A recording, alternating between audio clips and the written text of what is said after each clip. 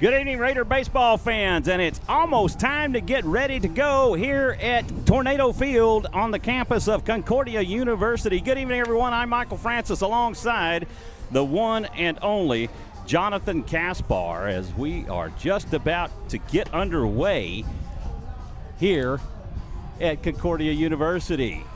Yeah, and similar to what we've been dealing with for the last couple of weeks is possible weather in the forecast. And, you know, like right now, everything looks great. It's hitting that 35 corridor and dispersing, which is a beautiful sign that we're going to have no problem getting the game in. So the coaches are at the home plate with the umpires, and it won't be long, and we'll be getting underway. So the Alamo Heights Mules are the visiting team tonight. Jonathan, they're out of District 27-5A, and Raiders out of 25-5A, and we'll go over that. So for the Alamo Heights Mules, they come in 22-17, or 22-12 overall, 14-2 in district play. They're the number 2 seed out of 27-5A. The head coach is Joey Boyd, 3 years with 37 wins. His assistants, Colton Hermes, Frank Lara, and Bo Savanich. Their 2022 record was in 26-5A. They were 15-14-1, 10-6 in district, a by-district finalist, and lost to the eventual state champion Georgetown Eagles. They have 7 returning starters. The Rouse Raiders out of District 25-5A, 24-10-1 on the season so far. They are 9-5 in district. They're the number 4 seed out of 25-5A. Head coach is Chad Crimpine with 22 years, 475 wins to his credit, assisted by Josh Harris, Dan LaPaglia, and Will Noble.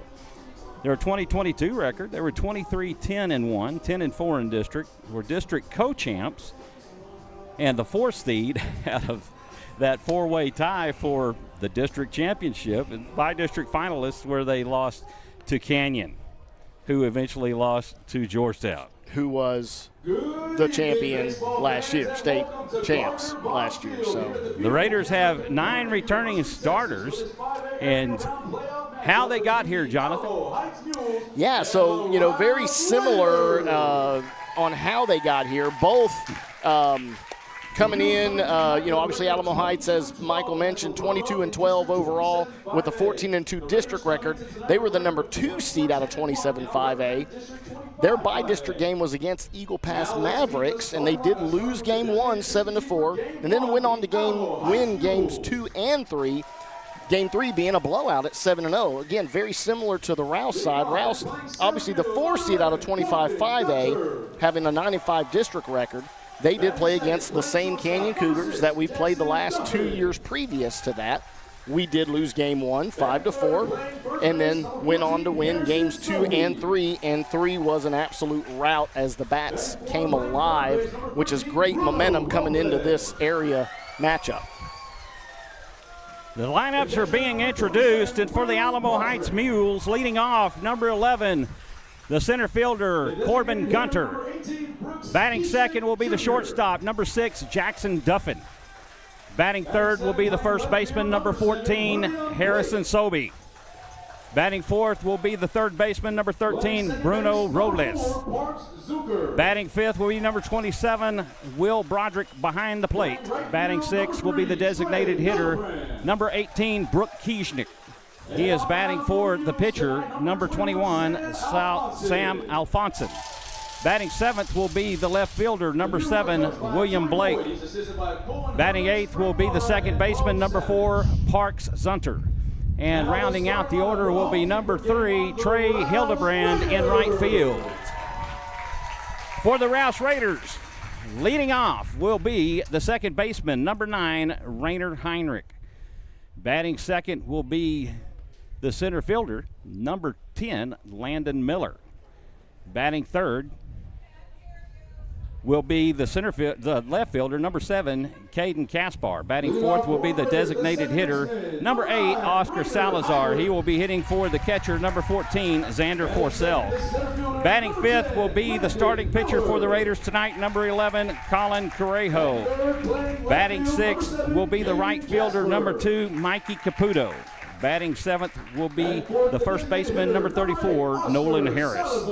Batting 8th will be the shortstop, number 12, Joseph Sparshoe. Batting 9th, the third baseman, number 3, Blake Gonzalez. And talk about the starting pitcher for the Rouse Raiders tonight, Colin Correjo, and what a game he had in Game 3 versus Canyon. And it was, I'll tell you what, he came in fired up in that game, not unfortunately having a lot of opportunity leading into that game to really make his presence known on the mound or on the at the plate, and he was able to come back firing on all cylinders. 2 bangers off the center field wall for doubles that were massive in that 11-1 win. And it was a go over the scores from last night. Yeah, scores coming up here. So we did have the area playoffs. That some of them, we are having our first game. And actually, we will give a quick pause here because we will want to pay our respects as they are about to have the playing of the national anthem. And we will be right back with everybody. Thank you.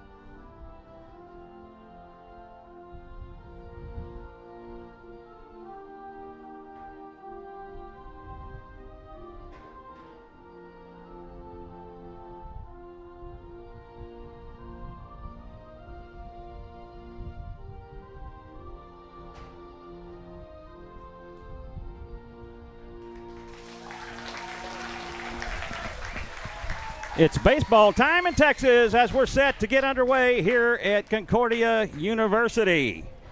So going over the scores. Yeah, so again, from last night. Jump back into that. So scores, Area 1 games that were able to start on Thursday night. A&M's Consolidated does fall in Game 1 to the defending champions. On a walk-off. On a walk-off, yeah. Georgetown does win 2-1. We did have a Medina Valley falling to Cedar Park at Cedar Park, and they are not in a neutral site. So they, unfortunately, in the first round didn't get a home game when they played in the by-district round, but they did get a home game here, and they're playing at Medina Valley starting at 6 o'clock today. Elgin did fall to Lake Belton 7-1.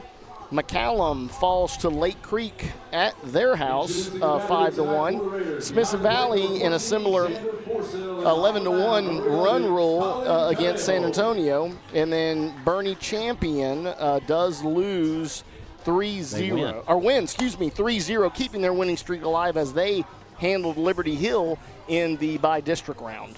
They win 3-0 over Brackenridge out of San Antonio. Defensively for the Raiders, on the mound, number 11, Colin Correjo. Behind the plate, number 14, Xander Forcell. At first base, number 34, Nolan Harris. At second base, number 9, Rainer Heinrich. At third base, number 3, Blake Gonzalez. At shortstop, number 12, Joe Sparshoe. In left field, number 7, Caden Kaspar.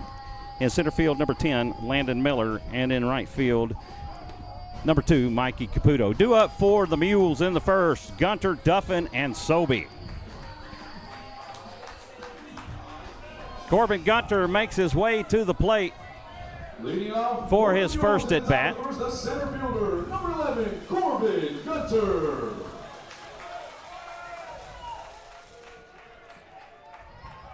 Forcell gives the sign. Correjo winds and deals. Pitch in for a strike. Duffin on deck.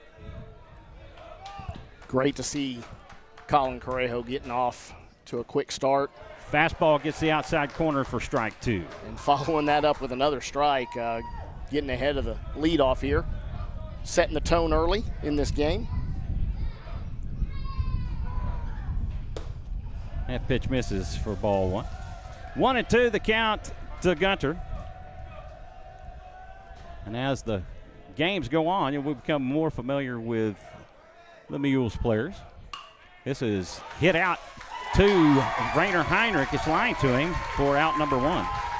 And Rainer showing the hops on that one. As I thought it was going to go over his head. I'll tell you what, he stabbed at it and jumped high there and actually ought to catch it on the way back down.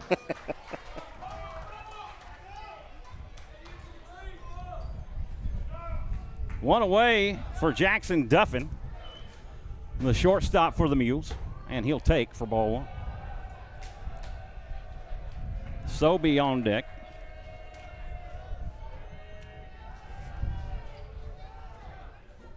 Swing and a miss for strike 1, and that'll even things at 1. We want to thank everybody for tuning in and watching Rouse Raider playoff baseball here on SHN Sports. This one is high and lifted up into left field. And Joe Sparshoe, the shortstop, will call the other fielders off to make the catch. Now batting for the Mules. Yeah, and a quick conversion of all 3, which is great. Blake running back. Obviously, Joe Sparshoe having the great angle to keep an eye on that ball the whole way there, and then calling off Kaspar there at the last to make sure not to get run over. Harrison Sobey comes to the plate, another right-handed hitter, and he will take for a strike. Everybody, feel free to chime in and let us know where you're listening from. Give a shout out to your favorite player. That fouled off for strike 2. We want to welcome Alamo Heights to the broadcast. That is fouled off, and the count will remain 0-2. So be sure to keep it friendly. And we won't have to delete anybody out. We had a couple that we had to delete in the last series. Yeah, and that's really unfortunate. Tell you what, Sobey is he's on it. He's just a little underneath it. Get on plane, as they always love to say. You always hear those hitting coaches. Get on plane, get on plane. With a lot of movement from the arm of Colin Correjo, it's a little difficult. That pitch misses high for ball 1. Bruno Robles on deck. Robles is committed to Incarnate Word. Oh, very nice. Out in San Antonio, so he's getting to stay close to home. Swing and a miss for strike 3. Drop third strike.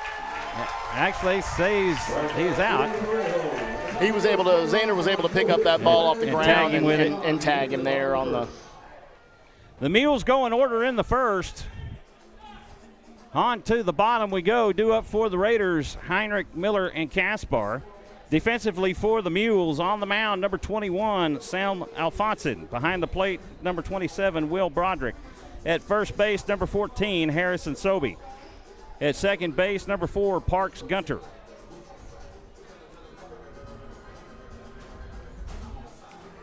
At third base, number 13, Bruno Robles. Actually, it's Parks Zunter. He got it wrong right there. It's wrong on my chart. Oh. Shortstop, number 6, Jackson Duffin. In left field, number 7, William Blake. In center field, number 11, Corbin Gunter. And in right field, number 3, Trey Hildebrand. Zunter. Oh, Zunter. I did the double Gunter. Yeah. We have a Gunter and a Zunter. All right. It's like, oh, that threw me off. Yeah. Wasn't on my playbook, so.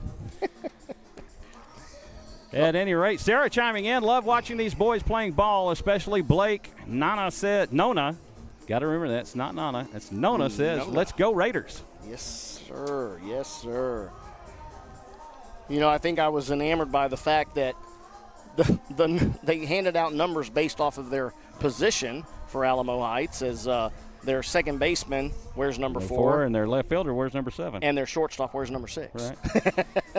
This broadcast brought to you by the Rouse Raider Baseball Booster Club. We want to thank them for their sponsorship of the broadcast and paying the fees in order to broadcast this game. We also want to give a shout out to Georgetown Shirt Company, as they are so great about doing our T-shirts for each progressive round of the playoffs, and they have for years, and we're thankful for their ability to do so. We'll go back to that more in a minute. Rainer Heinrich will make his way to the plate for his first at bat of the night. Landon Miller on deck. Alfonson has the sign from the windup. That first pitch misses low, down and away for ball one.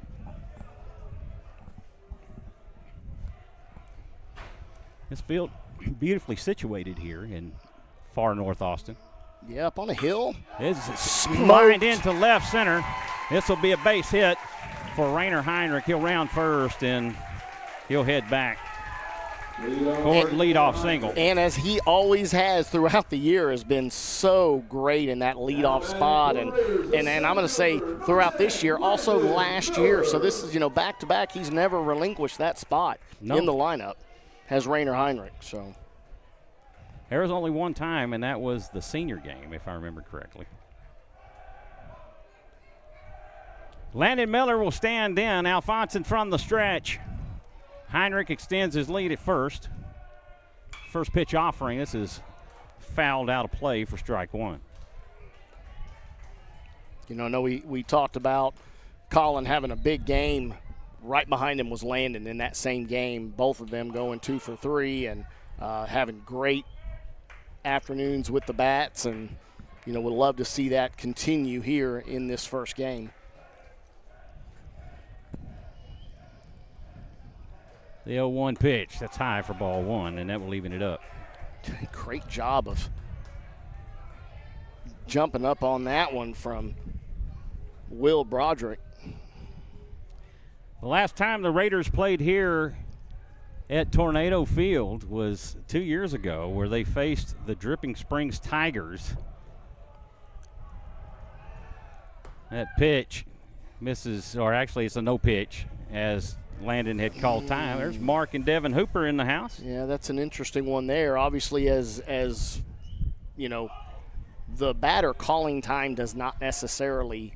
Right, because he didn't know. He didn't award it to him at first. So that honestly should have been a pitch and a ball, but that pitch misses high for ball two. Yeah, that was it, because he called time after the pitch was already delivered. Right, yeah, that was interesting that the umpire did it that way, yes, to be honest with you. But the Raiders took game 2 and advanced to the state tournament in a 14-inning contest versus Dripping Springs. Went into the next day on Saturday, as we didn't finish till after midnight. Throw to first, not in time, as Heinrich able to get back. That's sort of why I made the comment I did to start off the broadcast here with possible rain and weather in the forecast, knowing that night 2 years ago had an hour delay to start and another hour delay during the game. So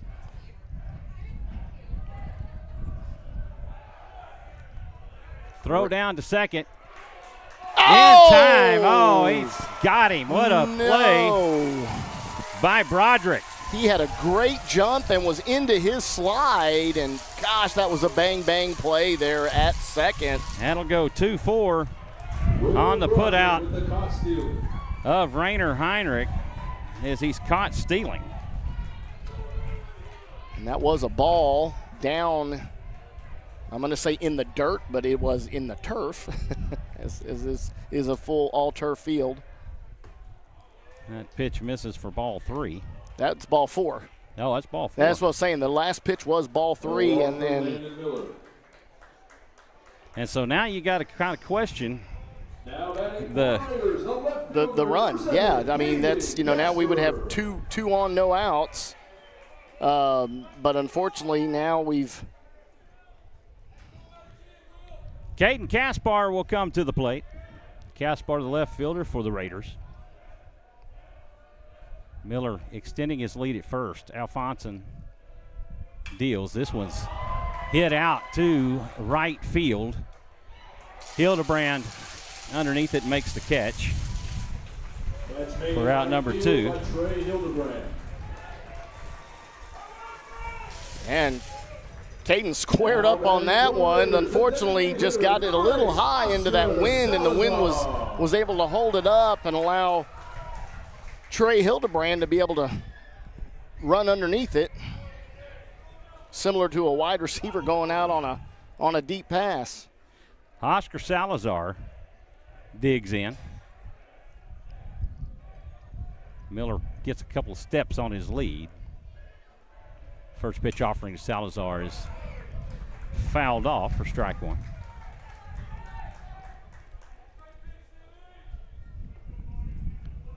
Yeah, and it was great to see Oscar back in the lineup there for the last 2 games in by-district against New Braunfels. Really needed his bat and his arm. Landon Miller takes off to second, and he'll pick it up as the ball gets away from Broderick.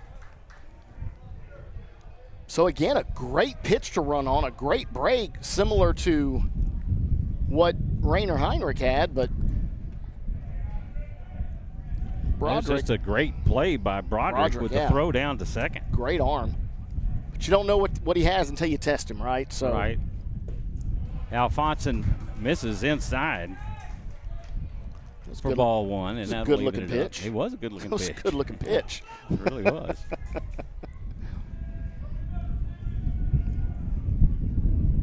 Yeah, and you can hear that wind is absolutely howling out here, as I'm going to have to adjust the mic. And if it gets a little bit too brash on our broadcast, please let us know at home. Swing and a miss for strike 2.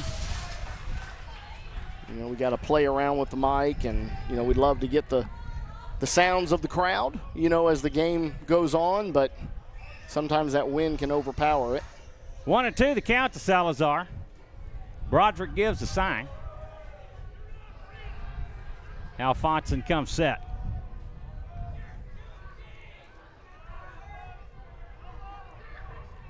And once again, and Salazar calls time as Alphonson. He takes a lot of time on the mound. Well, but you know, he may be granting them the timeout before he's throwing his arms up. The home plate umpire, right? Yeah, because they're walking out of the box. It's the second time they've walked out of the box, and he hasn't and the even umpire hasn't mentioned it, or he hasn't even given the indication he's given time. The 1-2 pitch inside for ball 2. Now leaving it up. No, that was ball 3. It sure is. How did I miss that? Yeah, I was like, wait a second, I had another ball. Again on the pickoff.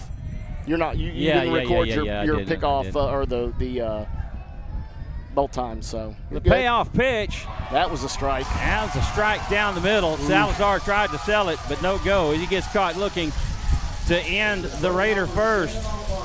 They get no runs on one hit. They leave one, and after one complete, we're scoreless here at Tornado Field. Due up for the Mules in the second, Robles, Broderick, and Kieschnick. I'd be interested to know if that Brooks Kieschnick is related to the Kieschnick. He's Kieschnick Jr. Oh, that is really? His son.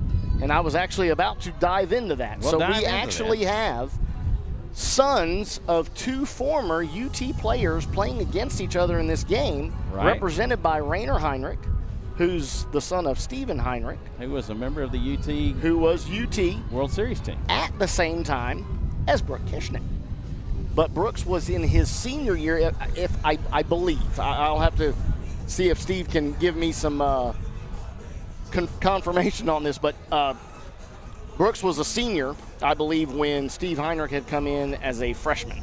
But yes, it is the same person. It is the son. He is a junior, and he is also going to keep the tradition alive of going to UT, as he has signed to play football for UT. Oh, awesome. He is pretty much a designated hitter here for Alamo Heights. Does not see a ton of playing time, as he doesn't even have an actual positional spot designation on his next to his name in their lineup, as he is pretty much a DH, but he is an absolutely massive kid and can rake. On the top of the second for Mules, the third baseman, number 13, Bruno Robles. And, Bruno Robles will make his way to the plate. Robles- Batting from the left side. This is the Incarnate Word commit. and he's another big guy.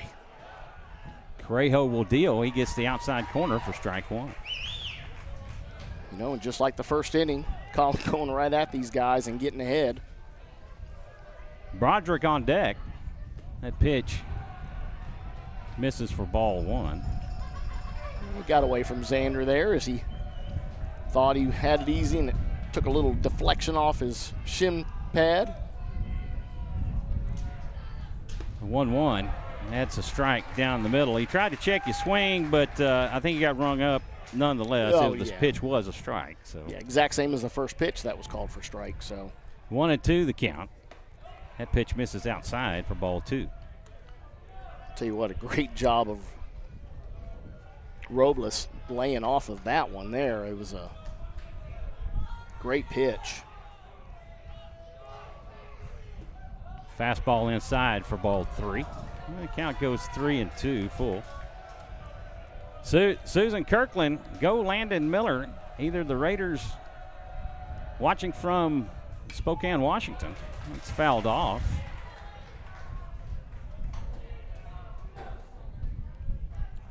You know, again, the signs of a great hitter. You know, just fouling off the good pitches, trying to get one that you can handle, and Robles will look to do that now. Payoff pitch, that's fouled off. So he just got a piece of it.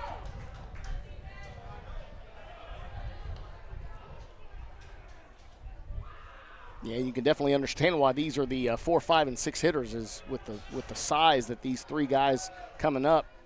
Breaking ball, this is cut on and hit to second. Heinrich has it, throw to first in time. 4-3 on the put out of Robles. And that will bring up the catcher, number 27, Will Broderick. Yeah, I think I saw a post that Will Broderick is well over 6 foot, and another Alamo Heights football player that is looking to possibly go that direction in college versus baseball. Kieschnick on deck. First pitch offering, swung on and missed for strike one.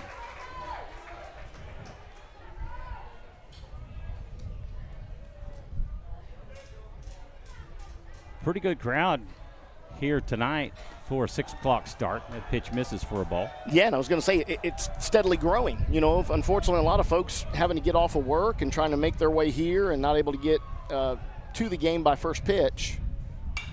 This one is lifted high left field and goes foul for strike two. Yeah, and that got out there in a hurry with just a flick of the wrist from Broderick.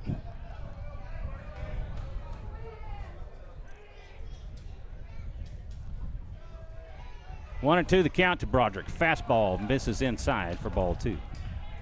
Xander trying to frame that one and bring it back in for a possible strike call, but umpire not having anything to do with that. The 2-2 pitch. This is fouled off and playable. Xander Forcell tracking it and makes the catch behind the plate. That's made by Xander Forcell. Very difficult play there, Xander. You could see him actually dancing around with that wind, just pushing that ball all over the place, and was able to settle underneath it. Brooks Kieschnick Jr. comes to the plate. And he will foul this one. Wow. What a swing of the bat. Oh, yeah, you could hear it. You could almost feel it up here. He is an absolute massive individual.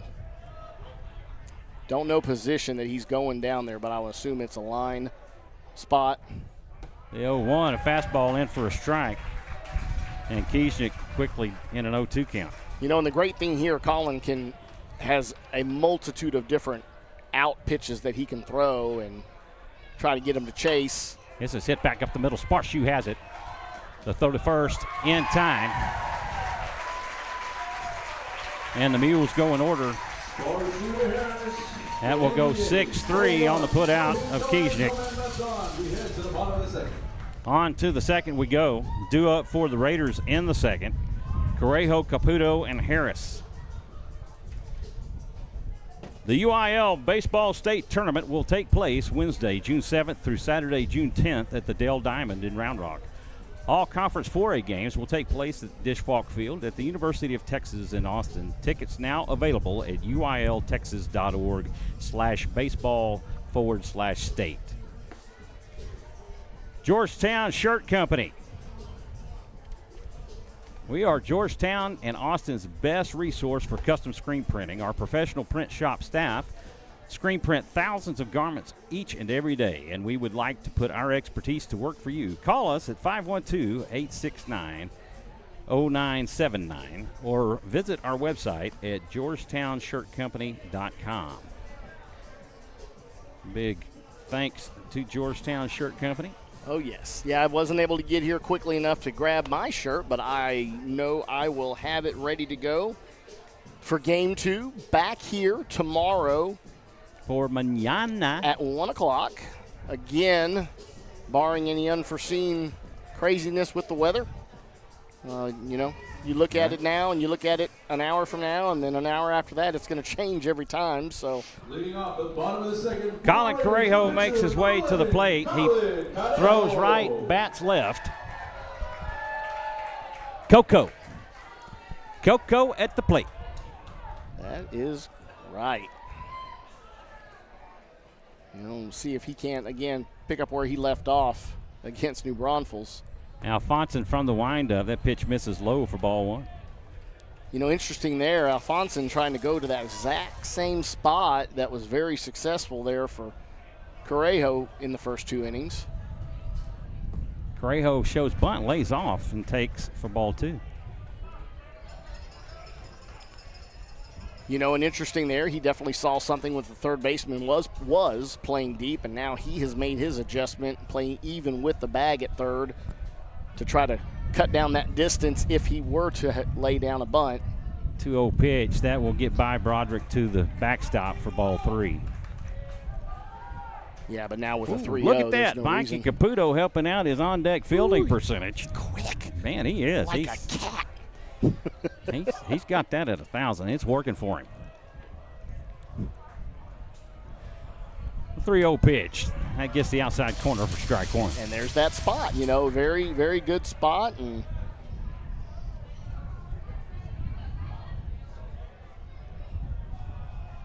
3-ball, 1-strike count to Correjo.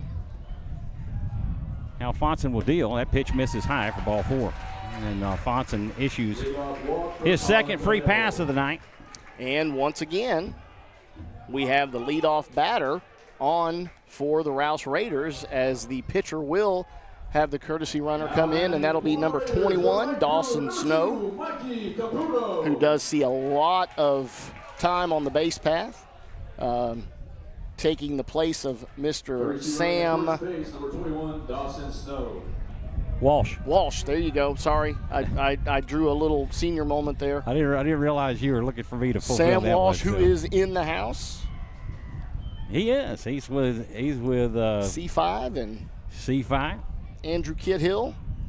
Okay, forget. We got to remember to call Rainer Nerner. He made the comment before the game. Yeah. He's like, hey, I was watching the game on the bus ride home, and I put it in there, and then I heard it called. And he's like, oh, my gosh. Like, y'all see that? I'm like, oh, yeah. I said, we love it. I said, you could actually see the same thing. But, we love to be able to call out, anybody's shout-outs on the chat. Please feel free to. We do that for all teams. This is about these boys. It isn't about so much. Oh, my goodness. Snow got into. Great. He got into some trouble right there. He got lucky. He got lucky. He did. Broderick with the back pick to first throws the ball into the ground, but it was such a hard throw, it ended up rolling down to first base to Sobey, and Sobey got it and just made a bad throw down to second, or else. Well, he didn't handle it very well either, right. Being on the ground. And, one thing about turf, you get true bumps, true bounces, but at the same time, you know, this is an important game. It's game one. You want to win this and set the tone for your team, and, you know, there's a lot of pressure within situational play like pitch. that. Wow, I'm not sure where that one missed. I'd say a little high and a little outside from my angle. Again, we mentioned this to each other before the game. We don't have the greatest view like we normally will be behind pretty plate. Close to right behind plate. And we're kind of off to the right, but fortunately we were able to get the camera shot behind the plate. So yes. Caputo lays a bunt down the first baseline. Alfonson will play it and make the throw to Sobey in time. Great Caputo was down the line quickly. Sacrifice bunt will move Walsh down. Now you got me doing it. Snow down to third. Nolan Harris will come to the plate. 1 on with 1 out, a runner at third base in the form of Dawson Snow. And Harris will call time and step out. Yeah, Sam Walsh making his way back into the lineup here for the Rouse Raiders, trying to see if I could get his attention, but he's focused on a story here from C5 and Andrew as he's parked right underneath the press box behind home plate. Little shotty on deck.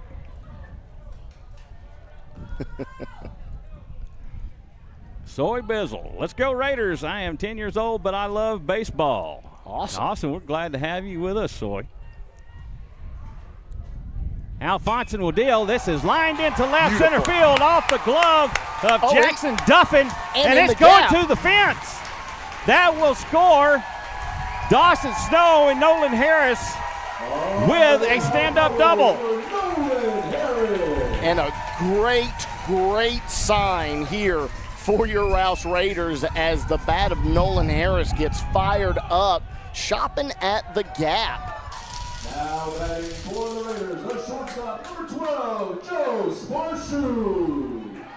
Little shotty, as he's so affectionately called.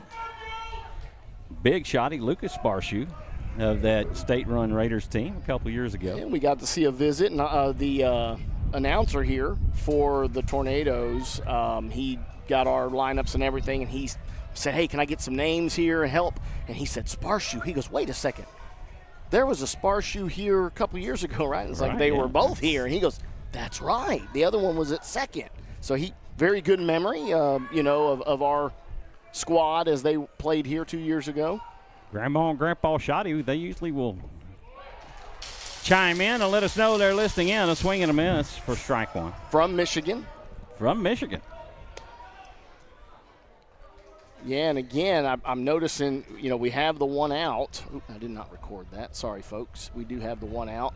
And he is electing to leave Nolan at second to run for himself. Throw back in second will not be in time as Alfonson spun around and unable to get him. Yeah, Nolan known more for his great defense at first base and big stick that he brings, but not necessarily known for the speed. And even as the dive back to second was a little lumbered. He might be told that every great once in a while to unhitch that wagon and get on down the line. That pitch in the dirt, Broderick keeps it in front, and that will hold Harris at second base. I think what Broderick is, he is quick behind the plate. Very quick. Great arm. We've already seen that, being able to get the speedy Rainer Heinrich. And his name is Sawyer. Hello, Sawyer. And I'm just seeing your screen name on the chat, but Soy Bizzle.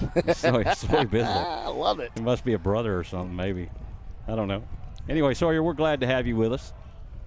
That pitch misses low for ball 1 or ball 2. And I'm going to turn that down a little bit more. I'm getting a lot of that wind feed coming in. So yes, sir.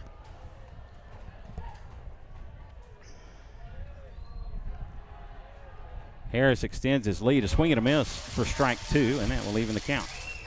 Great movement in both of those pitches. I mean, it looked like Joe was all over each one of them, and he just comes up empty with that swing on that late breaking pitch off the arm of Sam Alfonson.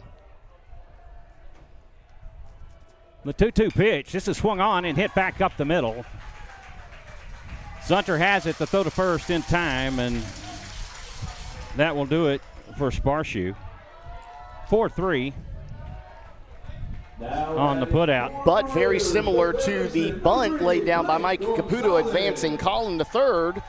Joe Harris does. to third. No, I'm talking about earlier. Colin advanced to third, Snow. and then Snow. Sorry, Dawson was running. Yes, for Colin. and then that does work similar to that, having in essence, a out to give to advance the runner to third and get him closer.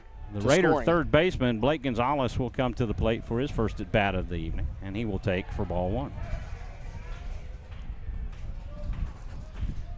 Small ball with a full swing. There you go. Right? And Gonzalez, he's another one of those who struggled throughout the season, but as of late, he was fired up early.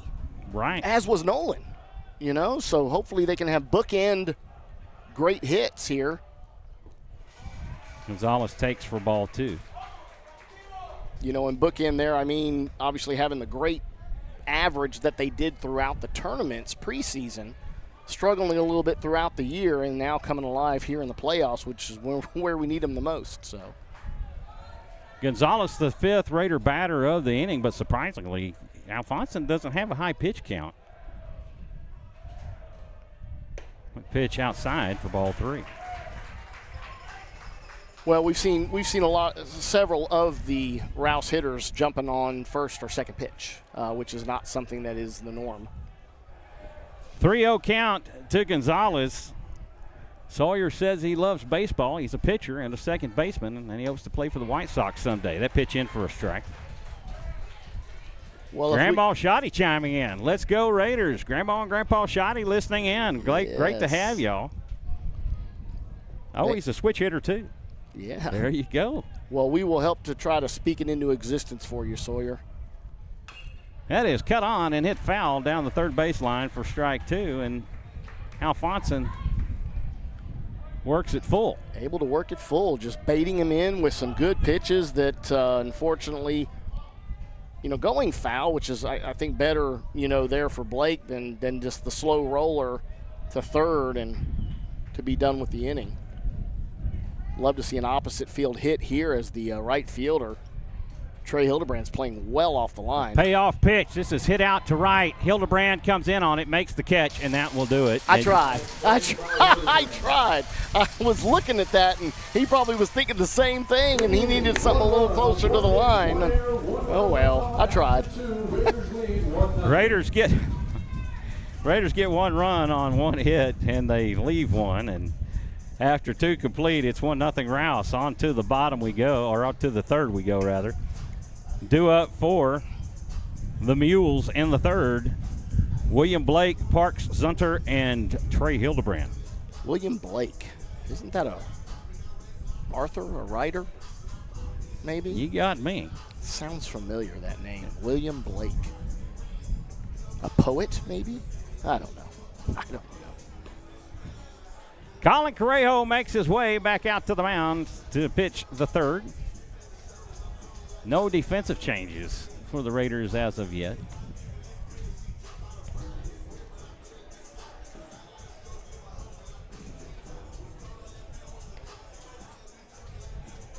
One thing about playoff baseball is that pitching becomes a premium. Man, I am that good. You are that good. Sorry, folks, we do not have a statisticians team here available like, the big boys do at the majors. So I had to go to GTS, Google that stuff, And William Blake is a poet. So I was harnessing my the left fielder, William Blake, will stand in for his first opportunity. Correjo will wind and deal. A breaking ball misses inside for ball one. Good breaking pitch there. A lot late movement. Unfortunately, does not look like he caught enough of the plate to get the strike call.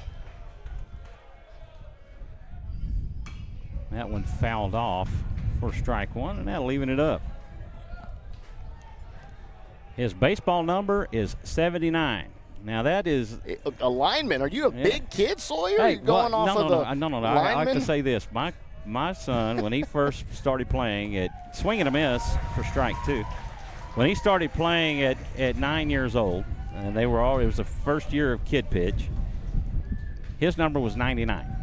Okay, I've seen some 99s. Yes. Swing, and that's hit up the third, and Gonzalez off his glove, and that will be no throw. It will go down as an E5. Yeah, able to make a good dive there to corral the ball, but unfortunately the body slid over the top of the glove and kicked it out, and almost actually gave Joe Sparshoe an opportunity on it, but he thought better when he saw that William Blake was up the line as close as he was to first. So Parks Zunter will come to bat. Zunter, not Gunter. Right. I didn't say Gunter. I know. Trey Hildebrand on deck. I was like, what was that? He called time. Okay. He walks over there, and the umpire walked in front of him and looks at him. I don't know what's going on with that. Yeah, I think it was a time call for something or other that stopped Colin in his tracks.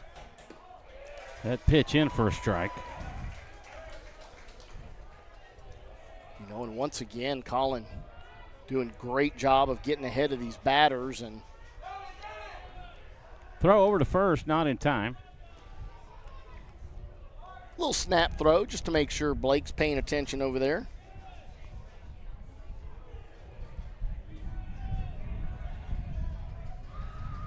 Correjo from the stretch. The hit and run in play here, and Caden Kaspar running over to it, unable to get there. Yeah, that wind was just pushing that extremely hard. It looked like it was well within play. Unfortunately, that wind blowing as super hard from right to left field, just, you know, it rode the wind straight out of bounds. Out of bounds, wow, out of play. Just football. Listen that you go there, brother. Nothing in two, the count to Zunter. That pitch misses high for ball one.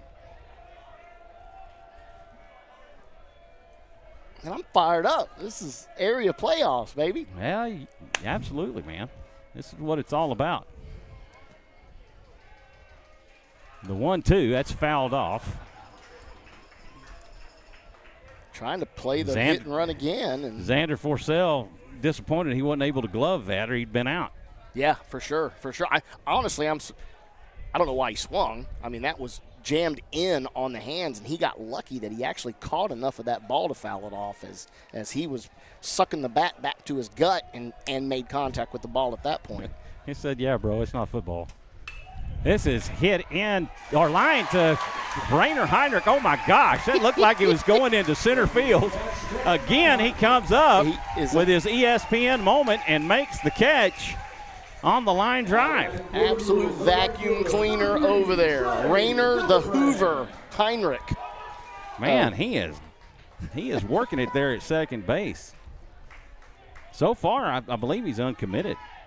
He is, and, you know, I know that there's been Dustin McComas has had a lot of great things to say, and he posted the other day, guys. And he's a junior. I don't know what y'all are thinking of out there. Nobody's pulled the trigger on getting him, but you're going to miss out if you don't. And yeah. I agree. Fastball in for a strike.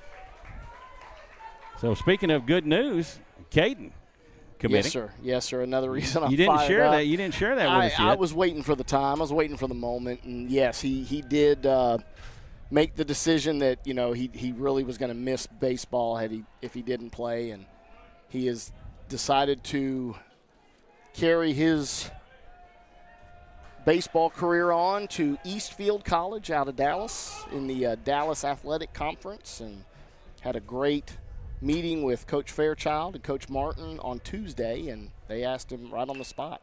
1-1 pitch. He lays down a bunt, and there he's going to leg it out. Harris comes off to play it, and nobody covers first. And now the Mules have runners at first and second. Yeah, just a mental error there on the part of Harris, I believe, as he was just basically camped waiting on the ball to get to him, and I guess not really seeing that Colin was breaking for the pitch, and nobody covered. So, wow. That was an excellent bunt laid down the first baseline, and Corbin Gunter will come back to the plate. He's 0 for 1. He lined to Rainer Heinrich for the first out of the game. And he lays a bunt down the third base line. It goes foul.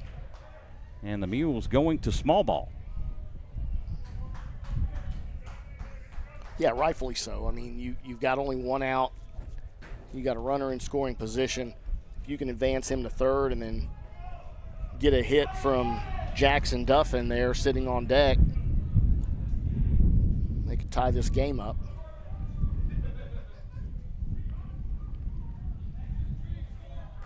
Two on with one out here in the top of the third. Raiders leading 1-0. And Corbin Gunter getting his signs from his coach. Correo spins off, and he'll look William Blake back to second base. And Rayner, little ner coming up. And he did. They had the talk going on. Little discussion of, hey, when am I going? When am I not going? You know, they have their little signs that they give each other to let him know when he's going to cover second, and trying to sneak in behind the runner there. Correo takes a look back, and he'll come home with it. This is lifted high into left center field, and Landon Miller will make the catch. That's made out in center by Landon Miller. And Landon Now batting for the Mules, the shortstop. Landon called captain of the outfield there on Caden and said, I got it. But both of them there. They were both chilling and on the ball waiting on it, so it's all good. As long as there was communication, which is what you want to see. Jackson Duffin comes to the plate. He popped up to short his first time. Harrison Sobey on deck. First pitch offering, that is hit down to third base, and Gonzalez will take it, step on the bag, and that will be it for the Mules. That'll go 5U on the putout of Blake to end the Mules' threat in the third. And they did. They did good there, you know, getting the two on with the one out, and unfortunately not able to get the ball down to advance the runners, and unfortunately hits the fly ball into this wind. Duffin hits horrible. into a fielder's choice. And yeah, and again, just the wind is as it has throughout the latter half of the season here into the playoffs. The wind is going to play a big part in each and every game. You cannot get it up in the air. As much as somebody wants to ride that wind possibly for a home run, with this wind, it's not a due straight out to left field. It is a cut across wind, and anything that gets up in the air, similar to what happens at Rouse Field, anything that gets up in the air just gets ate up and drops, or the wind pushes it and it enables guys on great shots. It allows the outfielders to be able to get underneath the ball. So, due up for the Raiders in their half of the third, Heinrich, Miller, and Kaspar. Back to the top of the order we go. Alfonson makes his way out to pitch the third for the Mules. Yeah, we already have the lights on here at Tornado Stadium. Tornado Field, brother. Field. It's on the scoreboard out I'm going to there. call it a stadium, man. This is No. It's so beautiful. It is I love beautiful. this place. Second baseman, number 9, Rayner Heinrich. Rayner Heinrich comes to the plate for his second opportunity. He's 1 for 1. He singled back in the first and was caught stealing. Yeah, great memories on this field, and obviously not just at a high school level, but And he hits this one foul down the third baseline for strike one. Caden. He turns on it quick. Oh yeah, he loves that inside pitch. He Please, got give it to me more. got the single on the second pitch, and now he's got pitch number 1 under the belt. So let's see if he turns on pitch number 2.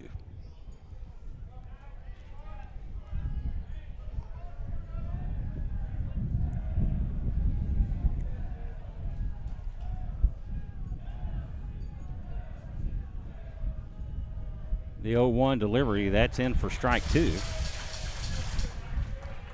Okay. Hank Little Nerner thought it was a little low. Yes, he did. He's probably not the only one in here to think that. The 0-2, and boy, he turns on that one quick. Yeah, he did. Trying to wake up the boys in the dugout. as he fires that off of the wall in front. Little knock-knock. Sawyer says knock-knock. Knock-knock. Ner with the knock-knock. Yeah, we'll it. take that, yeah. I like that.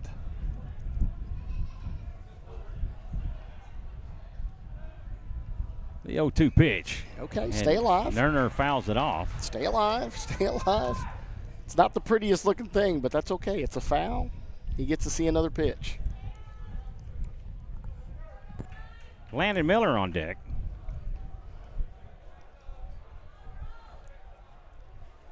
Little longer drive for the Mules than for the Raiders. And this one fouled back out of play. It looked like a pop-up there for a minute. Yeah, that wind again. Wind drives it back over. I'm wondering if this field selection had anything to do. Rouse does have their prom tonight. Oh, yeah, I don't know about that.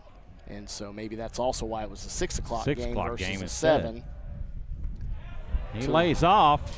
Said he would. They appealed to first. Said he was able to hold or check his swing for ball 1. And, once again, as we did emphasize in the game 1, we do have a 4 umpire crew again here for the playoffs. The 1-2 from Alfonson. That misses low for ball 2, and that will even it up.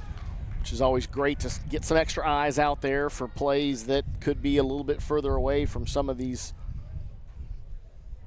umps to make a really good call. You know, you like to see that, the extra help out there. A 2-2 pitch. This is hit foul down the third base line, and it looked like a good one, and then it just tailed out toward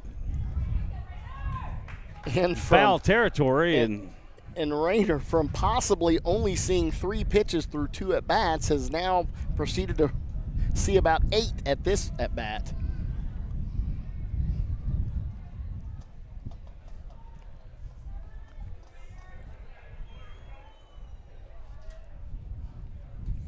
We do have another alumni in the house, Xander Forsell's older brother. Drew Forsell. Drew. And Rainer Heinrich will hit this into left field. It goes under the glove of Jackson Duffin. Didn't even touch it. No, we'll take it. We'll take it. He was expecting again a little bit of a hop as he wanted to, get that ball on the run, and unfortunately forgot it on the way by.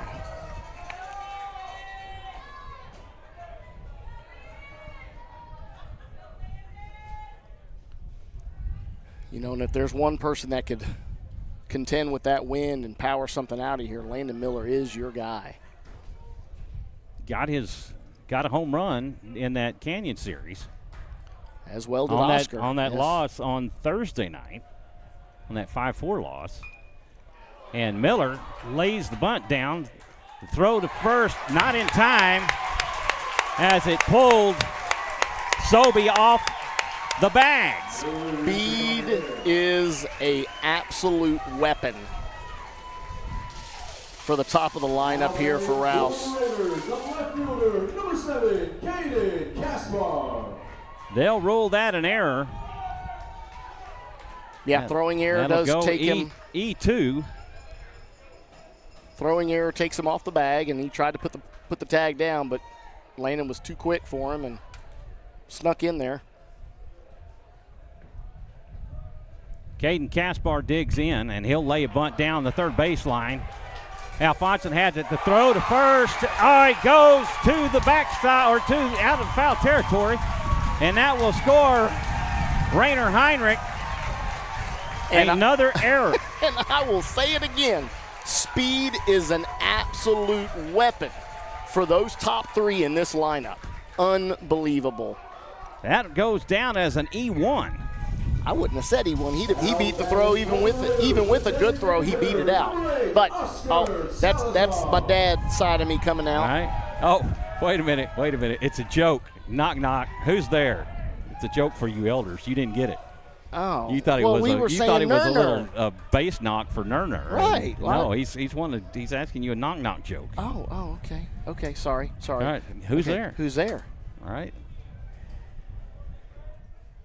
Oscar Salazar will dig in. He's 0 for 1. He was caught looking his first time up. He'll take for ball 1.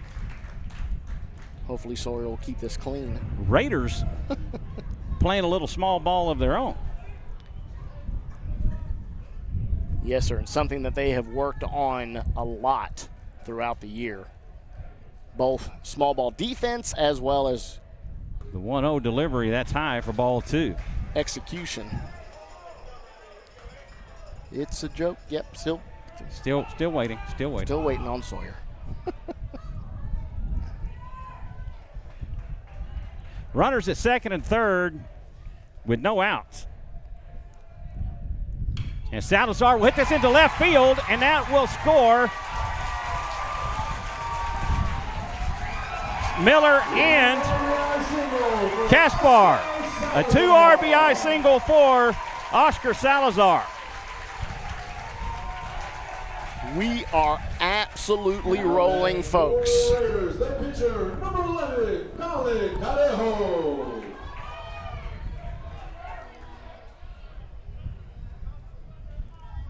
And they're looking to probably have a pinch runner for Oscar. With him having the brace on his arm, it's not something that you want to have him try to hook a bag and pull on that arm too much. And great decision there from Coach to give him the relief. And I will get you who that is. It is number 27. That's going to be a JV call-up.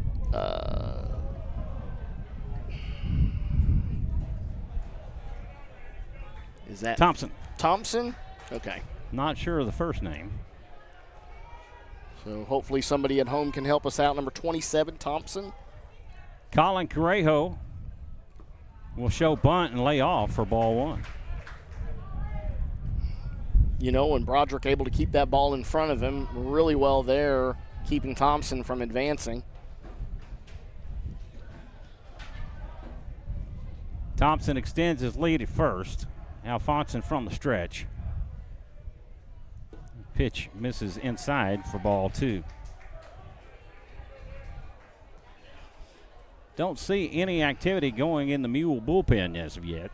Well, it's not his pitching that's been the issue here. You know, it's just defense. No, you're absolutely absolutely right. But sometimes coaches will opt for a change, right? Just because mistakes are happening. Not any fault of the pitcher, but errors frustrate pitchers to no end. Well, and I was going to say is how is he handling that? Is he showing signs of being frustrated, not only at possibly his defense, but himself? You know, on that throw against Caden that allowed him to get on.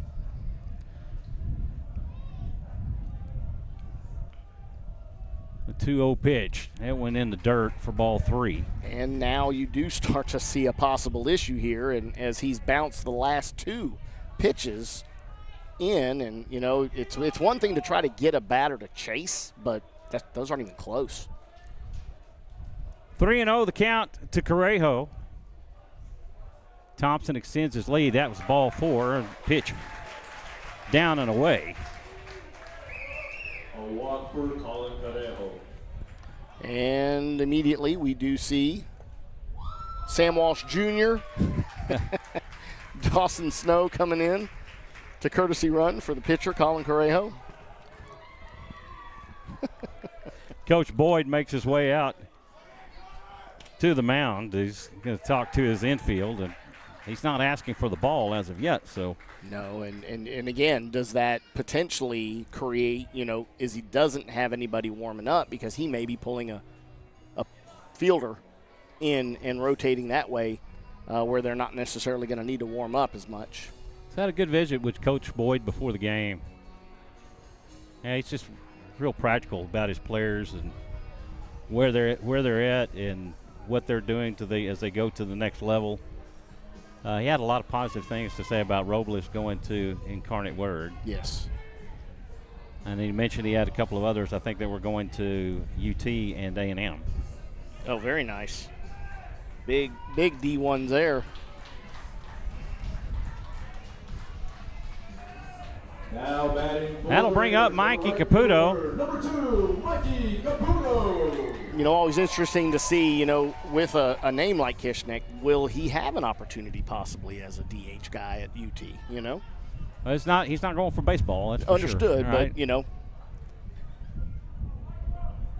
And a second baseman, that's really interesting. And he comes up. Zunter comes up. He's almost in line with Alfonson. Yes, and he ultimately wants to obviously cut that off and keep the double play ball alive. Well, that leaves a huge hole between first and second base. And Caputo shows bunt. And he'll pop this one up. Broderick able to make the catch. And another thing that does is it does mess with the mental state of the batter. You see a guy charging you when you know you're about to go lay down a bunt, it'll make you stop and think, man, do I hit away now that I have this gap? And what happens? It's kind of what we talked about in the games last week versus Canyon, where you saw a lot of defensive maneuvering back and forth between the coaches, and this is something that we have not seen, and this is a defensive move by Coach Boyd. Right, and obviously something that they've practiced, and you don't want the second baseman to put himself into harm's way, but at the same time, if he can crash on a bunt and get that double play. Nolan Harris will take for ball one at pitch. Bounce about 3 foot in front of the again plate. similar to two other pitches. 2 on with 1 out for Nolan Harris. Harris with an RBI double. His first time up. He will take for ball 2. Ooh, that was a good-looking pitch He there. had a lot of pop on it. Yeah, it did. He was more of probably a frustration toss there from Alfonson, and just, upset at himself. It's like, throw the ball. Stop bouncing it in there. 2-0 the count. That is fouled down the first baseline. And a good thing it went foul. It would have been a double definitely play. it would have been a double play right there by Sobey. Number 10, Frederick Labatt, just getting it up the foul line to go and get that foul ball. So Mason Gonzo says that's Connor Thompson. Connor Thompson. That's. Thank you very much. So Thompson at second base. A breaking Mason. Ball that really doesn't break for ball 3.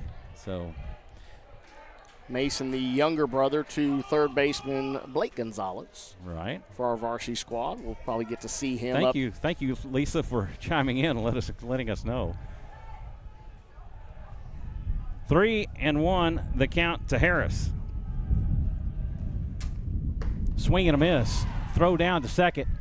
Will not be in time as Thompson gets back safely in a race to second with Duffin. Yeah, great throw again there from Broderick. Full count to Nolan Harris.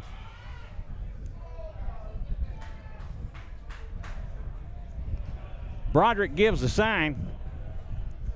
Alfonson comes set. Payoff pitch. Swing and a miss. As he chases one outside. Chase the high heat. And he did. That was definitely way was ball. outside. As he goes to his knee, trying to reach out just to foul it. Make contact to foul it, yeah. Stay alive if you can. And that will bring up little Shoddy. Shoddy grounded to second his first time up.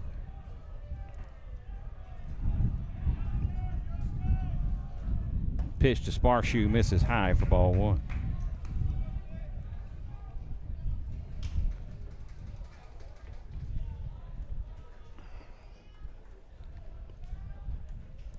you know, 2 on with 2 out, runners at first and second for Sparshoe. Sparshoe, the 8th batter of the inning. He will take for ball 2. Broderick feigns a throw to second, and Thompson gets back. Thompson's like, gotta dive again. As he almost belly flopped into second there, expecting the throw. That wind is just whipping and blows my pencil off my scorebook. Note to self, don't put your pencil down. The 2-0 pitch. This is popped up and hits on top of the deck. I got it. For strike one. And again, Broderick, man, he is just up. He is doing a great job behind the plate for the Mules tonight.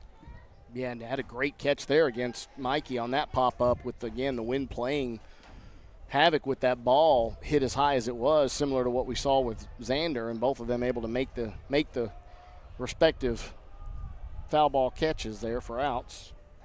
That pitch to Sparshoe misses outside for ball 3. 3-1 the count.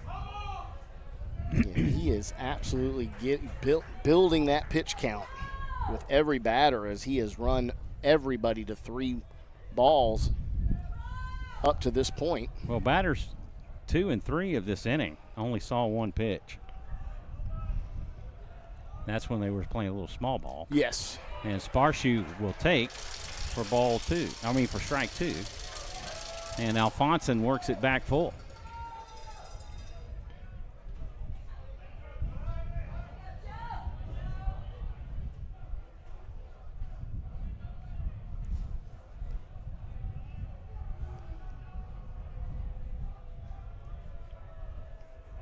And Alfonson will spin off and look Thompson back to second.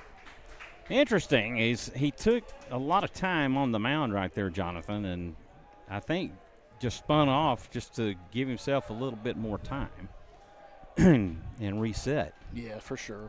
You're just starting to get in his own head now. And that pitch down and away for ball 4. A walk for Sparshoe.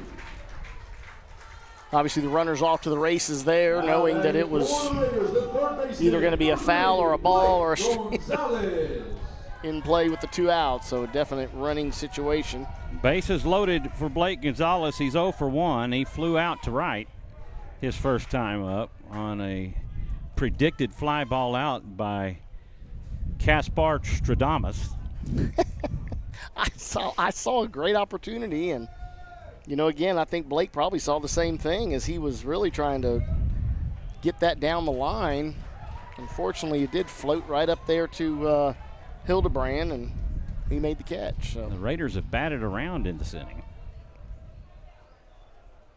First pitch offering to Gonzalez, he takes for ball 1. And once again, just ball 1 to these batters, getting himself in a hole right off the bat.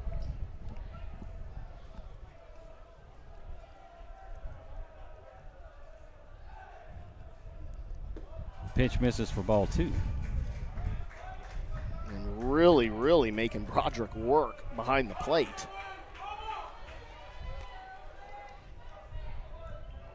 Mules fan is not real happy with they're kind of chattering.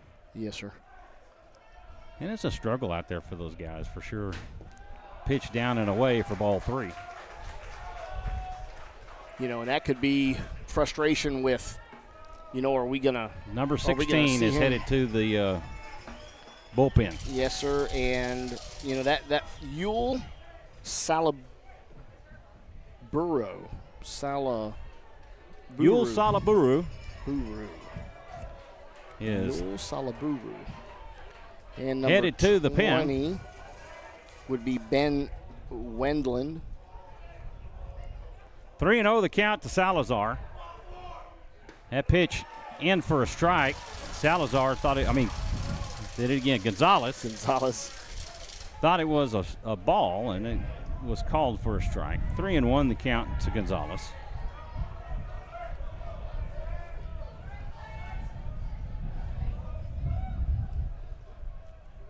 Walk is as good as a hit here. Will bring in a run. That pitch down and away for ball 4, and that will drive in a run. RBI walk for Blake Gonzalez. Connor Thompson does a cartwheel as he's making his way back to the dugout, celebrating his score. Well, I'll tell you what, that PA system is loud. Yes, it is, but he is not blowing us out with the music. Little Nerner back for his second at bat of the inning. And Broderick is going to call time and make a quick trip out to talk to Alfonson. Landon Miller on deck. Coach's wife and daughters are in the house. Coach Crimping. Yes, they absolutely love this game. And he has nothing but great things to say about his wife and his girls. Yeah, all of his girls, you know, at any opportunity. That's probably going to be it for Alfonson. Coach Boyd making his way out to the mound. And I was going to say, loaded, and you know, the frustration from the fans could come on multiple areas here. Are they upset at Alfonson's inability to throw the strikes, or are they upset that Coach hasn't come out there sooner to relieve him, you know, and get guys up in the bullpen to warm up? So, you know, and again, Yule Salaburu had maybe, 4 or 5 pitches out there? I mean, he just barely got into the bullpen, so. Alfonson goes 2 2/3. And pitch count for Alfonson here.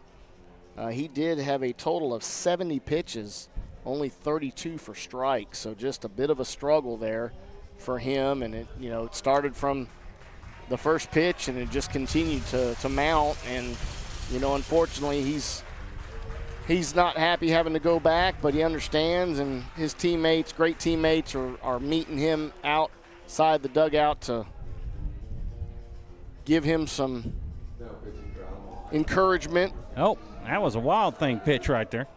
Well, again, he didn't have many opportunities for warming up. To warm up. And, folks, I'm not making a slide on him at all. It's from the movie Major League, where the Wild Thing, Charlie Sheen, comes in. His first pitch, he throws to the backstop. Rick Vaughn. Yeah, Rick Vaughn. I was actually watching that the other day. They had a marathon on, so I was watching both of the games there. Both the movies, 1 and 2. You may run like Hayes, but you hit like. Give him the here, Ricky.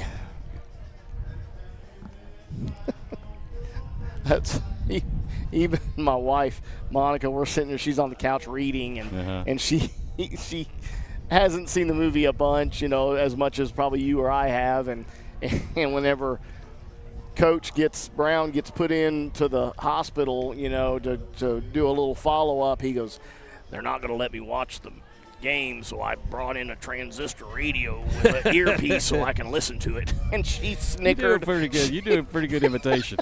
She thought that was so funny. I can actually see that in my head. And he's talking about the English stuff on TV. This is some depressing stuff.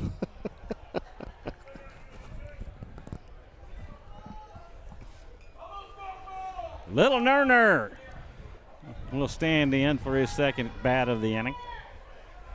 He's 2 for 2 with 2 singles. He came around to score and was caught stealing back in the first. He will take for ball 1. And with the new pitcher comes a new different look, right? Exactly, a new look, and see what he's all about. Does he have great breaking stuff?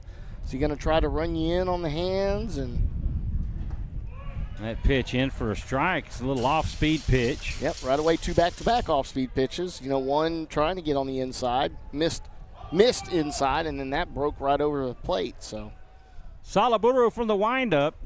That pitch gets the inside corner for a strike. That didn't have movement, but was called a strike nonetheless. And 1-2 the count to Heinrich. The 1-2 pitch. That was down and away for ball 2, and the count will even up. I even marked that as a ball a little early ahead, sorry, so didn't have to mark that one. It is 2-2.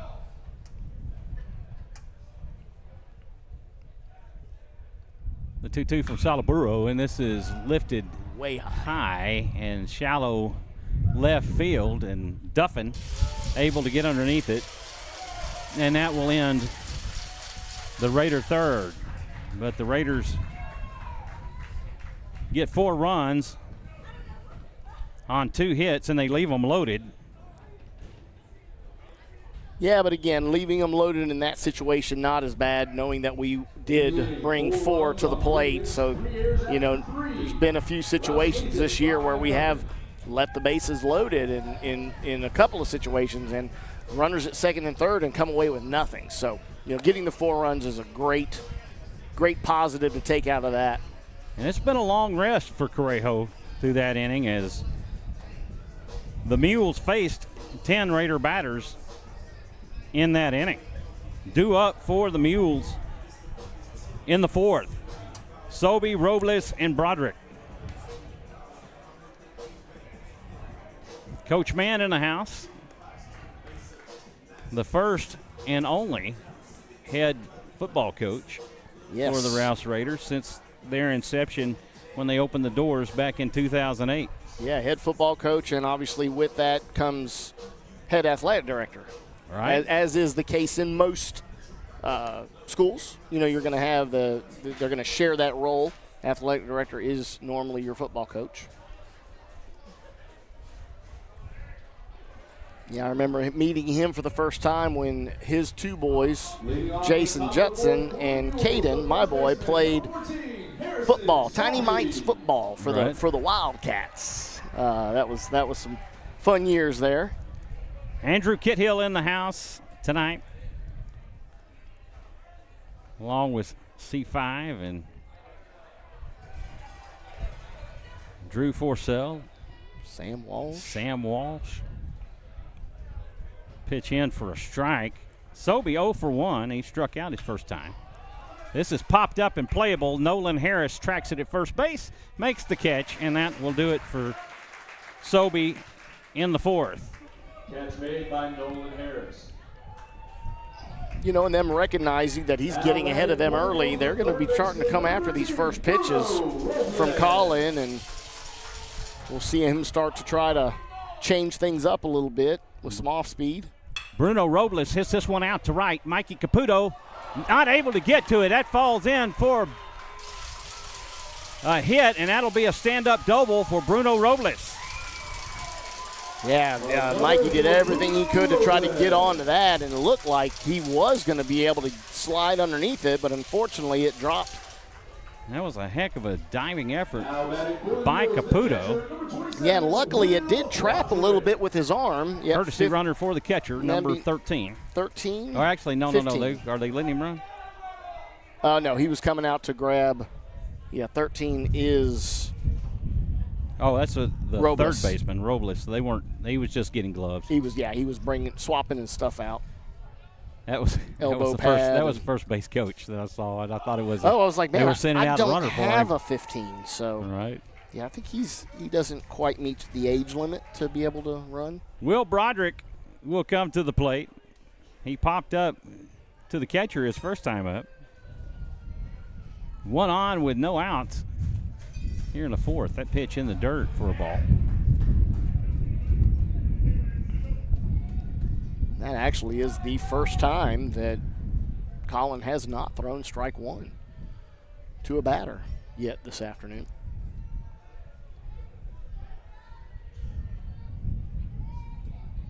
Robles extends his lead at second. The 1-0. That's a breaking ball. Gets to the outside corner for a strike, and that will even it up.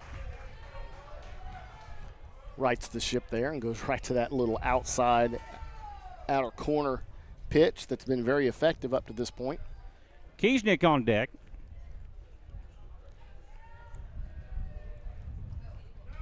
Correa will spin off and throw back to second. That will not be in time as Robles gets back safely. The batting gloves falling out of his pocket there. And we're ready to get back underway. I got this big steel beam right in front of me, so I can't see the second base. Oh, no. I have to kind of look around it to see what's going on. The 1-1 to Broderick. That's outside for ball 2.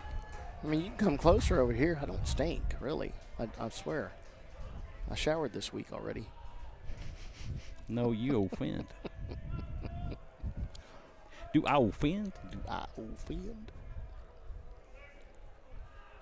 2-1 the count to Broderick.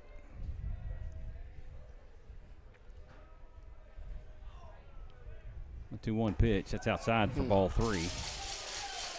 Yeah, almost a little indecision there from Colin, as he took a lot longer than what is the norm for that delivery. And Miss Monica Kaspar has made her way to the house, into the building, and one of those unfortunately having to come from well south Austin to make her way up to the game. 3-1. That is lined into left field. Robles rounds third, holds up at third as Kaspar misplayed that and yeah, no harm, no foul. Might have scored. Yeah, had he been off and running, but I think Hitter, number 18, Brooks Kieschnick Coach Boyd Jr. thought better of that than to send him with only the single out. We do have a courtesy runner for the catcher, number 10. Number 10 is going to be Frederick Labatt. L-A-B-A-T-T. Labatt or Labatt? Labatt. Labatt? Yeah, that's what Coach told me. Labatt, okay. Labatt. And he was quick as all get out when he was running to get that foul ball. So he's definitely represents some speed on the base path there. Runners on the corners with no outs for the Mules, as Kieschnick will take for strike 1. No outs or 1 out. Leadoff fly ball to Nolan Harris. Oh, that's right. That's right. I put that in the wrong. I'm in the wrong column. What in the world am I thinking Gotta here? watch you, Michael I tell Francis. you what, yeah. Man, 10 years of this and everything's just starting to be a blur. He goes to pot real quick. Throw down to second. Will not be on time, and it was a planned play as Rainer Heinrich cuts it off to possibly throw the runner out at home. Yes. Yeah, and honestly, had Labatt will pick up a stolen base. And that was a swing and miss, correct? Yeah, strike 2. So.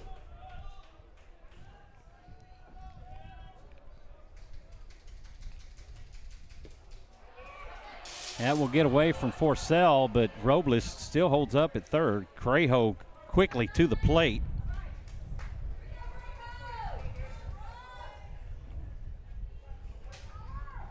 Yeah, they're obviously not wanting to really put something into Brooks Kieschnick's wheelhouse here, as he swings a very heavy bat and can put a big dent in this 5-0 lead for Rouse with one swing. 1-2 the count to Kieschnick. Swing and a miss for strike 3, and that will do it. A little foul tip into the glove. And I'm going to bow to your expertise on that pronunciation. I have always said Kieschnick. Kieschnick. Kieschnick. Okay. Brooks Kieschnick. That's an Aggie for you. Hey. I'm a German Czech. I'm a German Czech Aggie for you, sir. So. Oh, okay. All right. Gig 'em. Yeah, baby. Hook 'em. No. Oh, come on, man. William Blake will come to the plate. He reached on an error his first time up. That's my wife. That's the Longhorn fan. Well, then her and I definitely have something in common. House divided. Mm-hmm. And Mr. Easton's dad, he is a diehard Longhorn, and his wife is an Aggie. Yeah, you'd hear my sons when they go, oh, this is lined back up the middle. Sparshoe has it. The throw to first in time, and that will end the Mule threat in the 4th. 6-3 on the put-out of Blake, and the Raiders work themselves out of a jam. And they get no runs on 2 hits, and they leave 2. And they're doing that behind great pitching and great defense here behind Colin Correjo. And, pitch to contact, let the guys hit. His defense is there to pick him up. It's not a problem at all. Due up for the Raiders in their half of the 4th. Miller, Kaspar, and Salazar.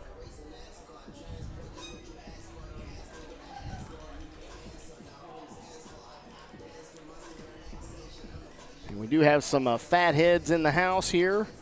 Hey, with the be kind now. Don't be talking about me like that. For the players that were made by Miss Salazar. You know, the interesting thing, Jonathan, is ever since I can remember, the players have bleached their hair for the playoffs. We haven't seen that this year. No, sir. Not after the year they had last year, just similar to walk-up music. You know, the home games, they got their walk-up music after having a great run in 2021. Then they turned around and lost in the first round, and coach was like, yeah, no walk-up music for these guys. And they were quick to not go with the dyed hair either. So Right. True that. That one fouled off for a strike. It's Landon Miller at the plate. 0-1 the count to Miller. Caden Kaspar on deck. Yul Salaburu on the mound for the Mules. The 0-1, that will hit him and put him on, and Salaburu not happy with himself. Yeah, and obviously my buddy Mike McGee is listening at home because he did chime in that I'm the only one that has the fat head. So thank you, Mike, for bringing that to everybody's attention. Was that little Easton's dad? That is Easton's father, yes, sir. Caden Kaspar will come in. He has flown out to right and reached on an error. And he will take for a ball. And leadoff gets on, and here comes the bunt. Raiders played a lot of small ball back in the third and saw 10 batters. And that one will go foul down the third baseline. And that would have been absolutely perfect because I don't think that would have drawn a throw. Because it was rolling slow enough that I saw fielders were playing regular infield depth. Yes, and and the third baseman was still at even with the bag. Now he's obviously crept into the grass line, even though it's grass turf, it's green, so we're going to call that the grass line.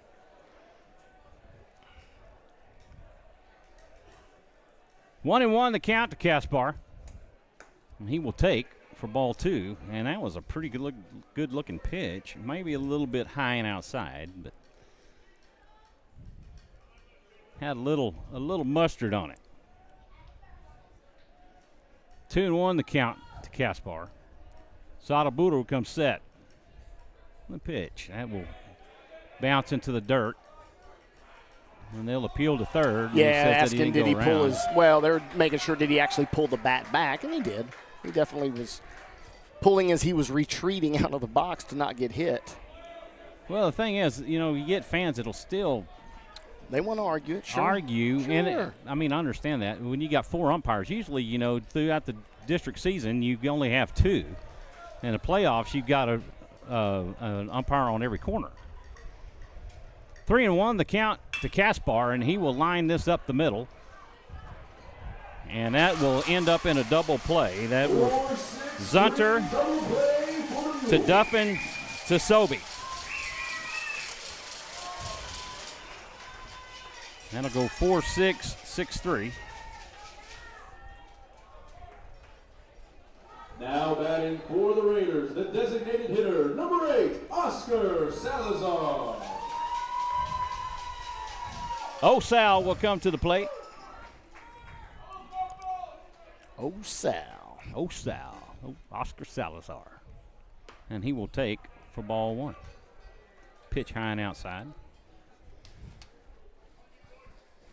I always thought that was funny is when you have 2 umpires out there and you do have a runner on first, that field umpire will make his way. Fastball misses inside. He will make his way over, normally behind the pitcher around second base. Yeah. And when there's a check swing, they always ask him, did he go around? How can he see? He can't see if he went around from, over by second base. So the 2-0 pitch, that's inside for ball 3. Always intrigued me. Veronica Arnold chimes in. She said they should have made one for you, too, for both of us. Yeah, right? You can put them up here. The 3-0, Salazar lays off for ball 4. As he showed bunt, and he'll draw the walk. For Oscar Salazar. Now batting for the Raiders, the pitcher, number 11, Colin Carejo. You know, and very similar. Carejo is 0 for 0 with back-to-back walks. They saw him swinging that bat against New Braunfels. There's They saw video. Hayden Walker's dad in the house. Hayden Walker, class of 2013. Excellent. And Carejo will take. Broderick tried to sell that one. He did. He was like, 1. man, that was a Like, strike that didn't get earlier. called? 1-0 the count Just slightly to off the plate. Carejo. Salazar extending his lead at first. Salaburu deals low for ball 2. I think they're scared of you, Colin. These boys ain't scared of nobody. They ain't scared. Ain't scared none. Again, Salaburu comes set. The 2-0 pitch. That gets the outside corner for a strike. And again, that was that one he was looking for on that first pitch. That's the one that Broderick was trying to, for sure. to sell. And again, just ever didn't so get the call, slightly right? in. I He think just that made was a little adjustment and got the strike call For on sure, that same for sure.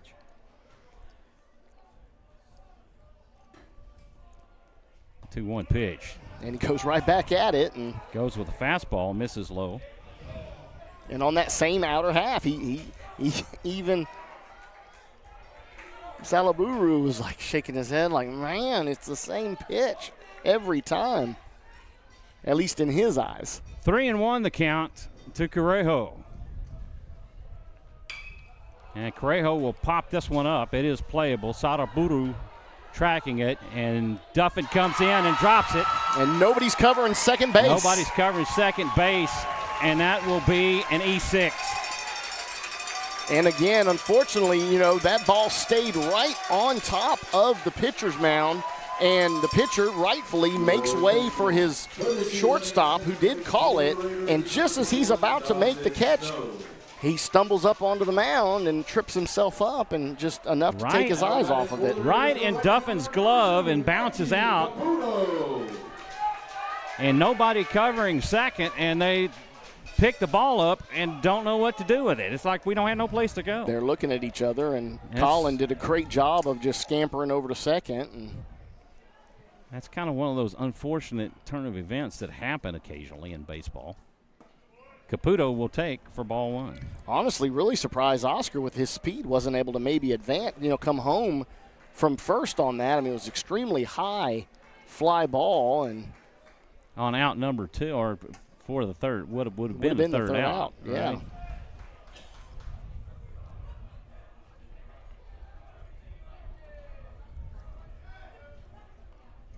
Salaburu will deal, and Caputo will lay a bunt down.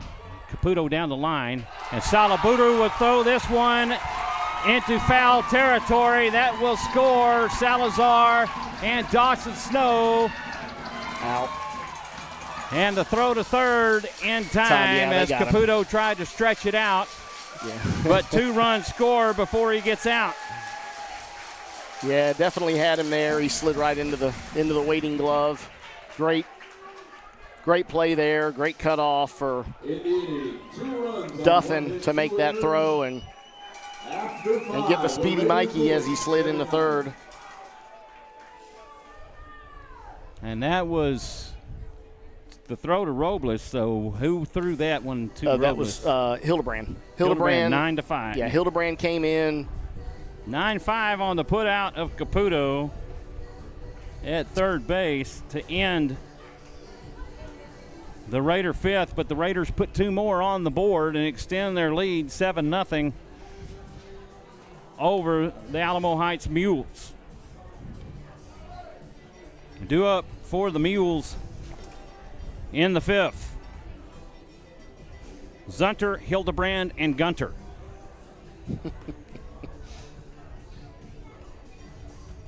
Colin Carejo back out to pitch the 5th for the Raiders.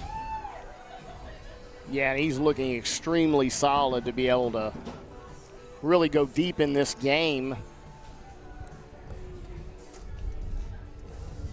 which normally not a major issue as there are a lot of arms at the disposal of Coach Krempine. And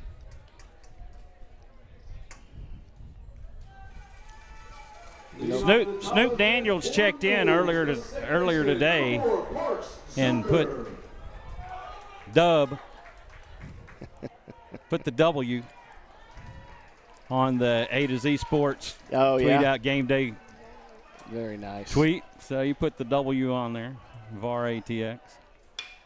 This is hit into right center. That'll be a base hit for Zunter. Zunter leadoff single. Now batting the right fielder, number 3, Trey. You know, and as I said in the last half inning, that they were probably going to look to jump all over first pitch from Colin, as he has been getting ahead of them batter after batter so far, and Zunter does just that. Hildebrand 1 for 1. He singled to left his first time up. And he'll foul this one off for a strike. And Boyd just, gives him confirmation that's the right thing. I don't mind that at all. Let's advance that runner and see if we can't plate some Throw to first, runs. not in time, as Zunter dives back in safely.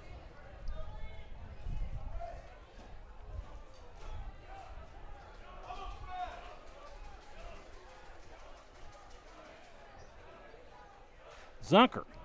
Well, thank you. Was it a K? It's a K.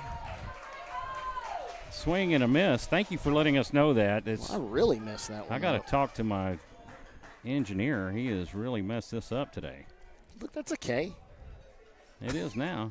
Zunker, thank you very much. Wow. For letting me know that. I appreciate that. Sorry, folks.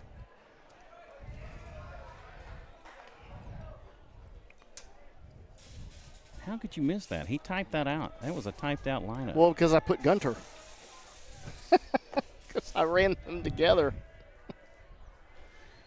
Rookie mistake. And you're not a rookie. No, you'd think it's my first game.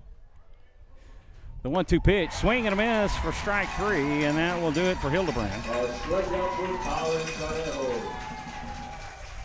Back to the top of the order for the Mules with that's the third punch out for Canejo on the night. That will bring up Corbin Gunter.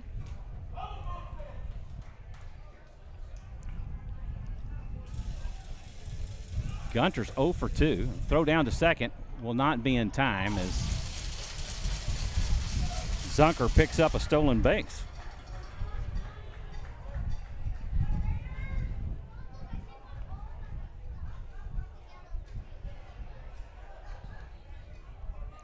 One on with one out with Parks Zunker at second base. 1-0 the count to Gunter. That is hit foul down the third baseline. Oh, we got to have a talk with Coach Boyd. I mean, he made a half-hearted attempt at that. His coach's box fielding percentage just took a hit. Just dropping. 1-1 the count to Gunter. Don't know what that was. Duffin on deck.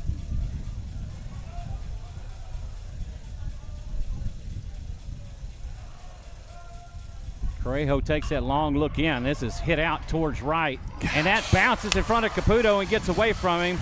That will score. Zunker throw to second. Will go to third instead from Landon Miller. And the Mules are on the board. RBI double for Corbin Gunter. Now batting for the Mules, the shortstop, number 6, Jackson Duffin. Yeah, and again, Mikey just trying to do his best to dive in and grab that, and the ball's just getting knocked down by this wind. Even on a crisp shot like that to right, it wasn't really high, and that gets away from him as well. He's not able to keep it in front of him. Duffin has popped up to short and hit into a fielder's choice. He takes for strike one. You know, it's definitely one thing you want to see an outfielder do whenever he does dive on those balls is do his best to at least keep the body in front of it. So if he doesn't come up with the catch, he doesn't let the ball get past him. And Harrison Sobey on deck. Breaking ball misses low for ball one, and that will even the count. So I guess this week's shirts are red. yes, red, and then Duffin will hit this one to short. Sparshoe to first in time, and that will do it for Duffin. That will go 6-4 or 6-3 on the put out of Duffin for out number 2. Runner on third. yeah, great strong Corbin throw there. Gunner, the center fielder, so you know you got speed there at third base. Sobey is 0 for 2. He has struck out and popped up to first.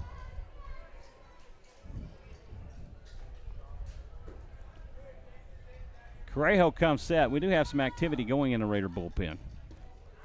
A breaking ball down and away for ball one. So we've got number 13 getting That'd loose. be Holbrook, the specialist lefty that we did get to see one inning of, or one batter in the New Braunfels series, game 1.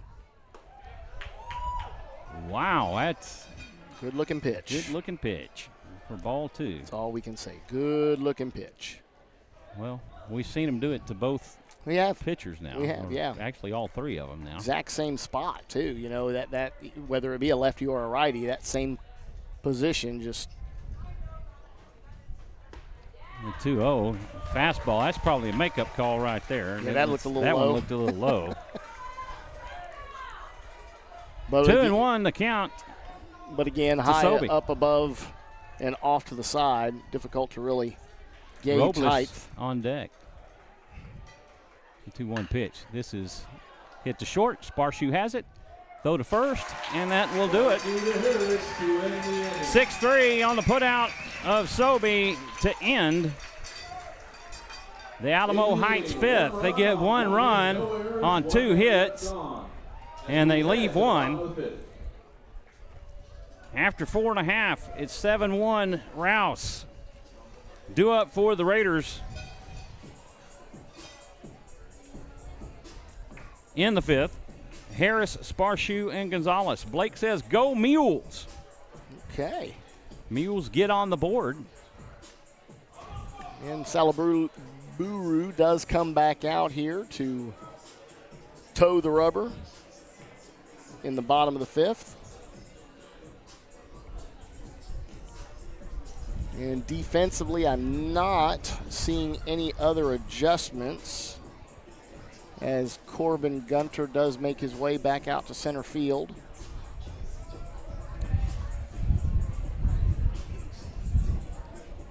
And number 7, 6. We want to give a shout out yes. to Georgetown Shirt Company.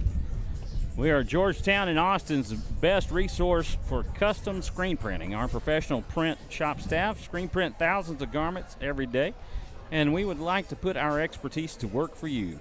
Call us at 512-869-0979 or visit our website at georgetownshirtcompany.com. Thanks to the fine folks over at Georgetown Shirt Company and printing our playoff shirts. Yeah, and hopefully if we're lucky enough to advance to the next round, we may see a gray shirt. And I know that the request has been put in. One that my wife loves mostly from the 21 season was their signatures.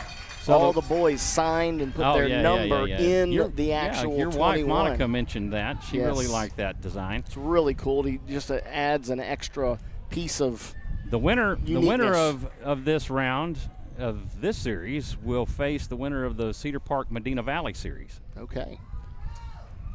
Nolan Harris will take for a strike. Speaking of, I know we did mention earlier that they did win game 1, did Cedar Park 5-0. And I will work on seeing about getting an update as best I can. That pitch in for strike 2. Looks like Salaburu may have found his groove. 0-2 the count to Harris. Sparshoe on deck. The 0-2 is fouled off. He's able to stay alive there. Off of what looked to be a really good breaking pitch. Harris 1 for 2. He is doubled, had an RBI double, and struck out in his previous at bat. That one's fouled off. I had it. It's coming right at us. It was coming right at us. Ron Bergman in the house. Stay classy, friends. Most interesting man. Oh, Sadaburu trips and falls. He had a little grin on his face after that, like Turf Monster came and got him. We saw that the other day. Somebody stepped in the hole and fell down. So one of the fans here for the Alamo Heights Mules giving a little chant, getting the fans fired up. Sadaburu with a 1-2 pitch. This one is off the glove of Sobey into right field, and that'll be a base hit. And I'll tell you what, had he not actually made contact with that, Parks Zunker was making his way over and would have fielded it very cleanly, and the pitcher, actually, Salaburu, would have had to cover, but honestly, I think it could have been an out. Even with the blazing speed of Nolan Harris. They gave him a base hit. So well, no, I'm saying base hit because it was a diving play. Bryce Jordan coming on to pinch run for Nolan Harris. Yeah, I'm not taking that hit for sure out of Nolan because it was great placement, but Zunker did a really good job of making his way. Well, Sobey had to come way off the bag to play it because Zunker was deep in the hole behind, or not behind second, but was toward the outfield grass, and so Sobey tried to play it. Yeah, great dive, great attempt. It was great effort by Sobey to make the play. Salaburu from the stretch. Here comes set. Sparshoe will lay off the bunt for ball one. Yeah, and obviously this time, as I mentioned last time, they did elect to get speed on the bases, as Bryce Jordan, Michael pointed out, does come in to run for. Sparshoe is 0 for 1. He grounded to second and walked. And he'll show bunt, and they'll lay off for ball two.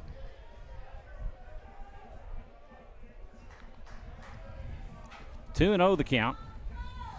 You know, just when we think Salaburu's finding his groove, a little turf monster grabs him, and he's back to being a little wild. And throw down to second, easily picked off.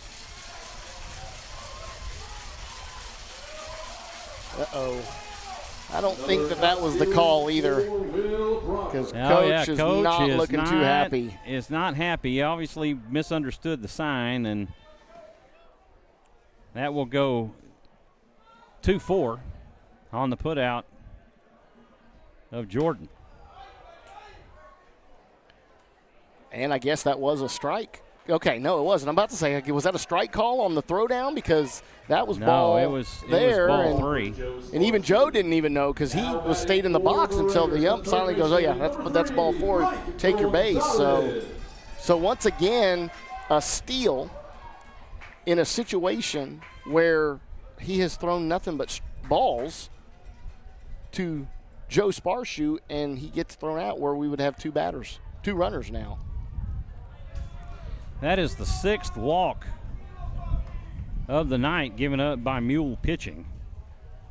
And with six walks and 6 errors, that makes it tough. It does. You know, you can't defend against walks, and we've talked about that on numerous occasions, and the Raiders have been victims of free passes.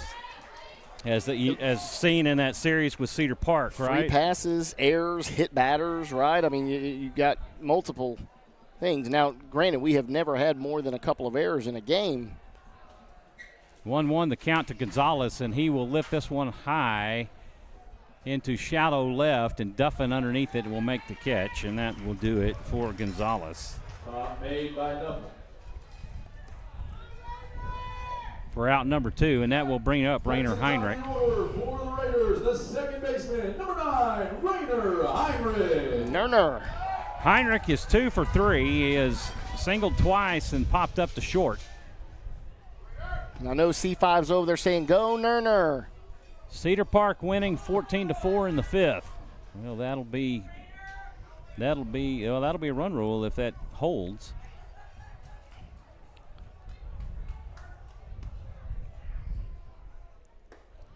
Rainer will take for a strike.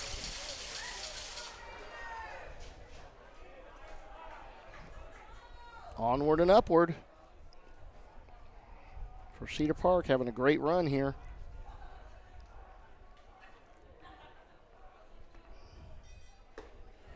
And Rainer will take for strike 2.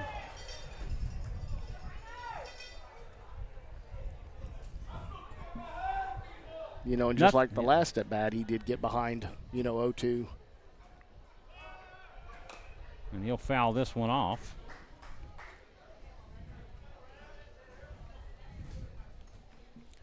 Got down 0-2 and proceeded to foul off 4 or 5 in a row. Dustin Wilson letting us know Cedar Park winning 14-4 in the 5th. Yes, thank you, Dustin. 1 on with 2 outs. And Heinrich with an 0-2 count, and he will take for ball 1.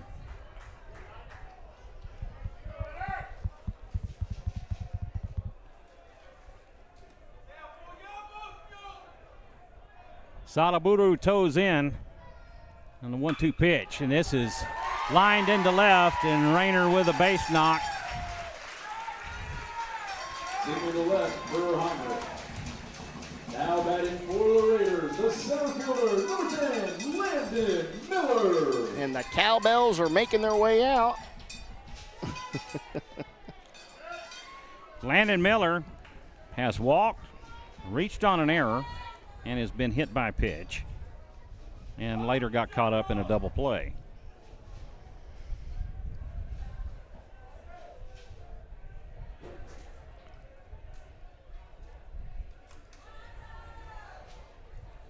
Salaburu having Broderick run back through the signs one more time. Yeah, taking a bit of time there.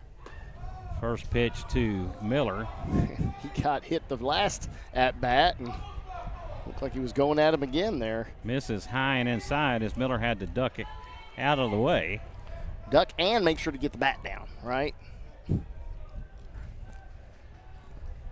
Hate for that to hit the bat on the way down and Be a get foul, the foul. right? Yep. That pitch in for a strike. And we're leaving it up at 1. And isn't that the Ricky Vaughn way? Scare them off the plate with the wild pitch, and then it buckles their knees on the breaking pitch on the next, But you want to do that whenever you already have 2 strikes on him. The 1-1 pitch, it's fouled off for strike 2. 1-2 the count to Miller.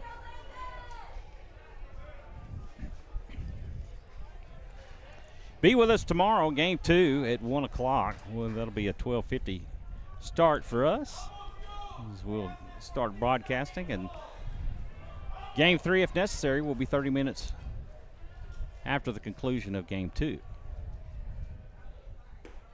That pitch misses outside. When and that will everybody even the thought count. that they had him on that one. Last foul there, Caden Kaspar keeping his on-deck fielding percentage All right. at 1,000 for the game. Deuce is wild for Miller. Actually, he's got 4 of a kind. 2 strikes, 2 balls, 2 outs, and 2 on. And 2 on. There you go. Something that we saw quite often a bit in with New Canyon, Braunfels. right? Yes.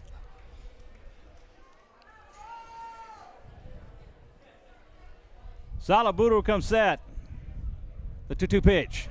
Swing and a miss. And that will do it for the Raiders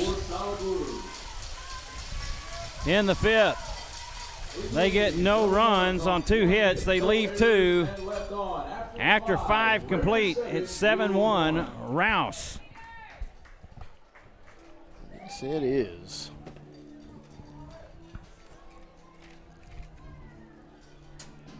The UIL State Baseball Tournament will take place Wednesday, June 7th through Saturday, June 10th at the Dell Diamond in Round Rock.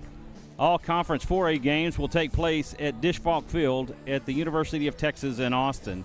Tickets now available at uiltexas.com/baseball/state. Very nice, very nice. And again, mentioning, I know that there was discussion of where this game was going to be played as they were trying to get a neutral site. Now, I don't know that it was necessarily decided upon that this was the neutral site, as we fared a lot closer here from Leander than from Alamo Heights. This game brought to you courtesy of the Rouse Raider Baseball Booster Club. Yes. Wanted to get them a little bit of a shout out there for the Booster Club. Ron Bergman, Susie Meyer, Chrissy Caputo. Yes. Outstanding Booster Club. And the only one of which that'll be coming back will be Miss Susie Meyer. Right. Who will have a senior next year. So I assume there'll be voting officers here pretty soon. Very Due much up so. for the Mules in the 6th, Robles, Broderick, and Kieschnick. Back to that. Robles is 1 for 2. He is grounded to second and doubled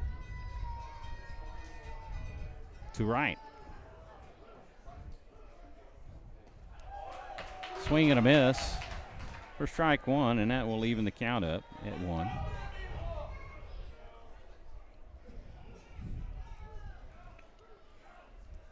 The 1-1 pitch from Correjo. A little bender across the plate. Yeah, great change up there. Cut on and missed. 1-2 the count. Will Broderick on deck. That pitch misses down and in for ball 2, and that'll even things up.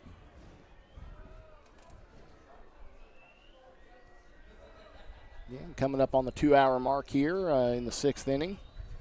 Swing and a miss for strike 3, and Forcell will tag him. Strikeout for Colin Canejo. Now batting for the Mules, the catcher, number 27, Will Broderick. Broderick will come up. He has singled and popped up to the catcher. I mean, it has a stolen base to his credit. Well, actually, his courtesy runner does.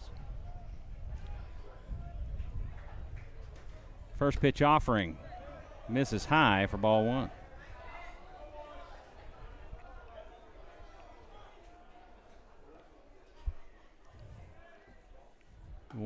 That misses. Oh, it gets the outside call. I think that might have been a makeup call right there. That first pitch looked pretty good, but that one looked outside. That was definitely off the plate, even though it was trying to break back in. Breaking ball. It's cut on and missed for strike 2, and Broderick in a 1-2 count. And batters really just don't like that at all when they're sort of put in that position where they have to protect against that outside pitch that was just called a strike, and unfortunately come up empty on that swing. The 1-2 pitch, a fastball sails high for ball 2, and that will even it up.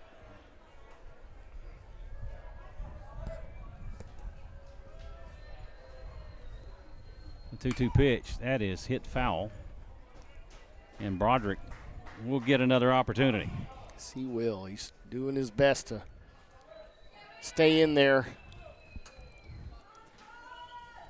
hoping to try and drive something out there to outfield. 2-2, that's fouled off as he spoiled a good pitch right there for sure. Yeah, another one. Great breaking pitch. I mean, Collins really trying to keep these guys off balance with that mix of off-speed, fastballs up in the zone. A 2-2. As was that. Just misses high for ball 3. Missed high and didn't draw a swing, interestingly Broderick works enough. back from a 1-2 count into a full count. Yeah. Payoff pitch. Breaking ball misses outside. That would be. That will be Correjo's first walk of the night. First walk.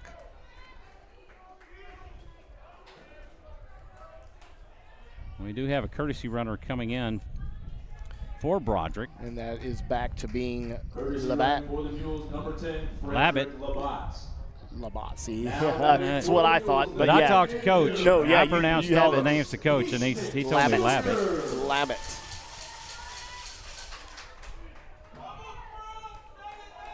Multi-Apples checking in. Great game. It has been a good game so far for the Raiders for sure. That pitch in for a strike to Kiesnick. Kiesnick is 0 for 2. He is grounded to short and struck out. Blake on deck. 1 on with 1 out. This is fouled back for a strike. And Kiesnick in a quick 0-2 count. You know, and again, what has been the theme here, 0-2 count, coming in with the off-speed pitch, probably will break in on the lefty batter in Kiesnick. Oh, Pitch no. outside for ball 1. That's not what he was looking Labatt not really extending his lead much. He's doing a lot of dancing over there, but not really advancing forward. He gets about a 8-foot lead. The 1-2. Just misses the outside corner. Correjo thought he had it. for. Yeah, same pitch that was ball 4.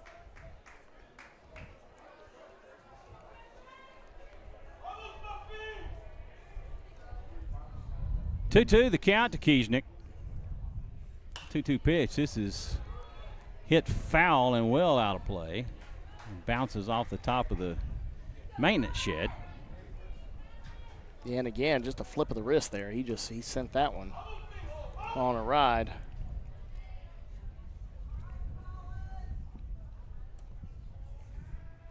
Two-two. That is hit back up the middle. Harris has it to throw to second. In time to throw to first. Will not be. Oh, But no. the leadoff runner. Wait a second. Did he just get hit? Did he get stepped on by the runner? I didn't see, so it's hard to say. Yeah, I was watching the ball, and I did not see They the get contact, the force. but And that will go 3-6. I think that was Sparshoe covering the Sparshoe, bag. correct, yeah, because coming back to cover first was Heinrich, and they're calling him out. Calling. I just saw an out call from Kevin. Obviously, great sportsmanship there. No harm, no foul. I mean, obviously there was no ill will from Kiesnick as he was getting his way up the line, and I think it was a bang-bang play, and Collins' foot got over the top of the bag versus on the edge of it like you would like to see so that things like that don't happen. And I just saw Kevin, who is the first base umpire, motion out, but I think it was just saying out to the runner at second. So Kiesnick hits into the fielder's choice, and that will bring up William Blake. He has reached on an error and grounded short. Parks Zunker on deck. That pitch misses for a ball. It's funny watching Kiesnick as he gets his lead. You could tell he's a lineman. Yeah. He's working that crawl side to side that they see with his hands in front of him. The 1-0. That gets the outside corner for a strike. That will even it up. You can tell what kind of drills he's used to running. I don't know if the folks at home can quite see him. Yeah. The 1-1. That's in for a strike. Great pitch. 1-2 the count to Blake.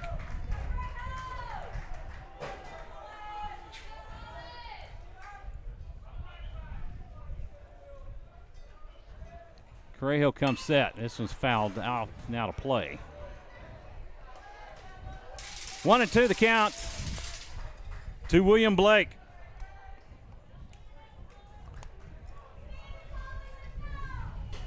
And just moving right along here. One on with 2 outs. Kiesnick extends his lead at first. The 1-2 pitch.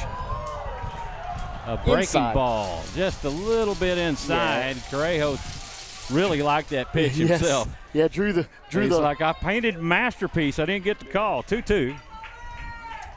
Deuce is wild for William Blake. Drew some jeers from the crowd. And a breaking ball. This is hit back up the middle.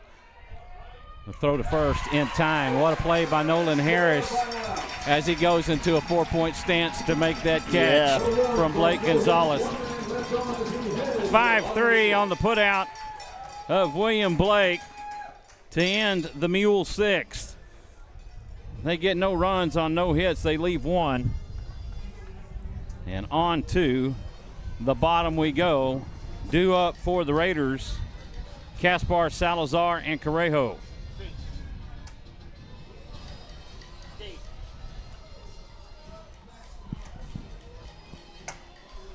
And that's why you're seeing tonight for Colin Correjo, that's why he is a UTSA commit. As he's doing well on the mound tonight.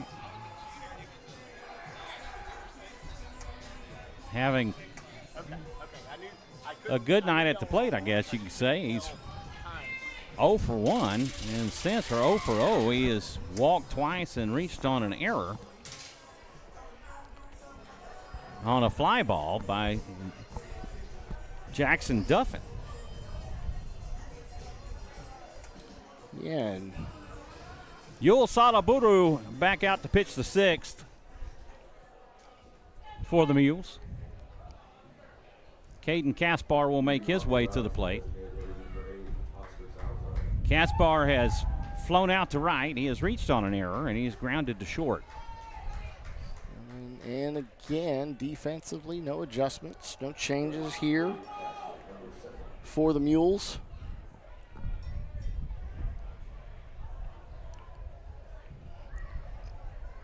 Salaburu from the windup. This is fouled off for strike 1.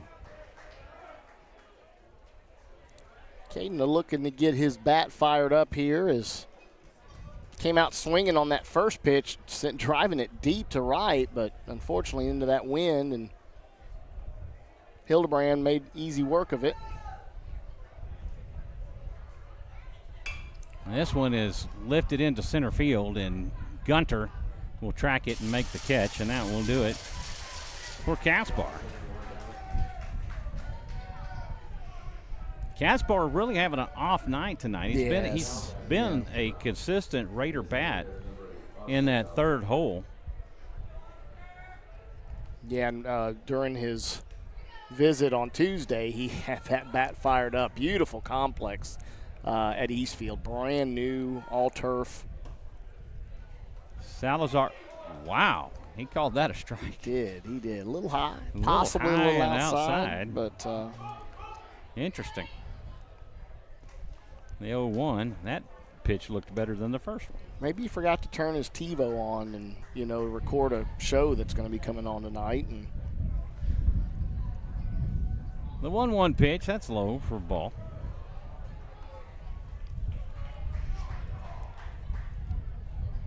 Two and 1 the count to Salazar. Salazar will take for ball 3. Salazar in game 2 hit a 2-run moonshot over the right field fence. Nuked that one. Now 360 feet. Ball 4. And Salazar will draw the walk. Hello, Mr. Bergman. Mr. Bergman making his way through here on the concourse area where we're stationed.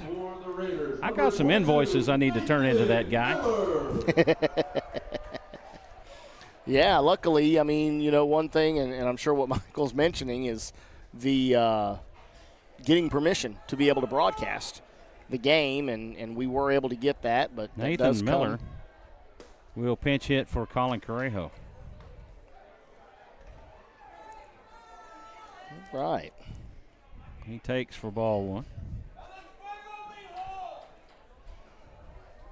Miller has pitched and is a catcher for the Raiders, and this could be trouble. It could turn two, and it does.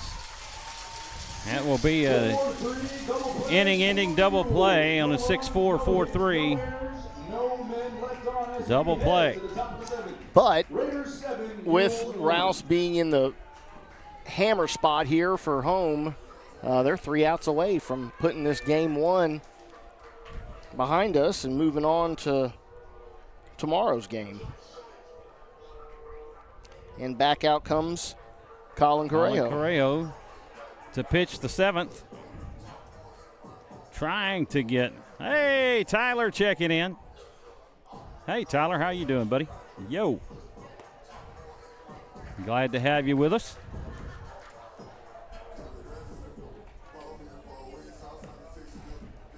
Due up for the Mules in the 7th. 8, 9, and 1 hitters. That's Zunker, Hildebrand, and Gunter. Yes, Zunker. Yes, don't make that mistake. We will call that more times just to offset the amount of times that we called it wrong. Zunker. Right.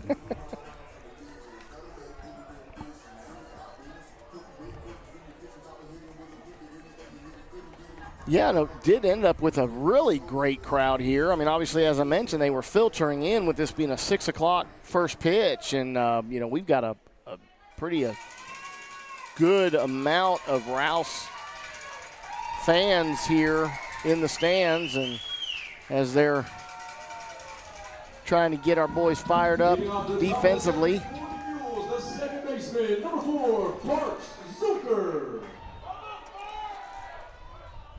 Park Zunker will come to the plate. He is 1 for 2. He is lined to second and singled. He will take for a ball. He checks his swing and lays off for ball 1. Yep, and did draw the confirmation of the ball.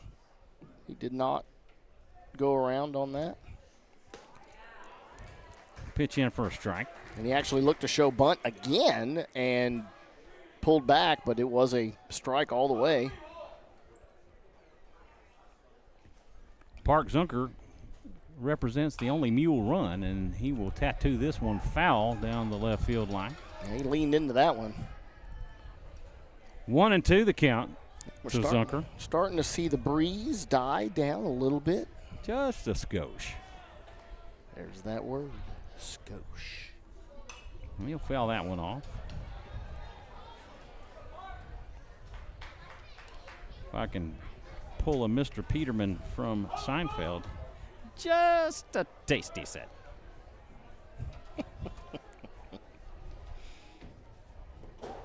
And pitch misses low for a ball, and that will even it up 2-2. And it looks like we do have a pinch hitter on deck, number 19, Hunter Jones. That's hit foul down the third baseline, and Coach Boyd jumping out of the way. Like, I didn't want to field that. I didn't bring my glove. Yeah, it looks like he will be hitting in place of Trey Hildebrand.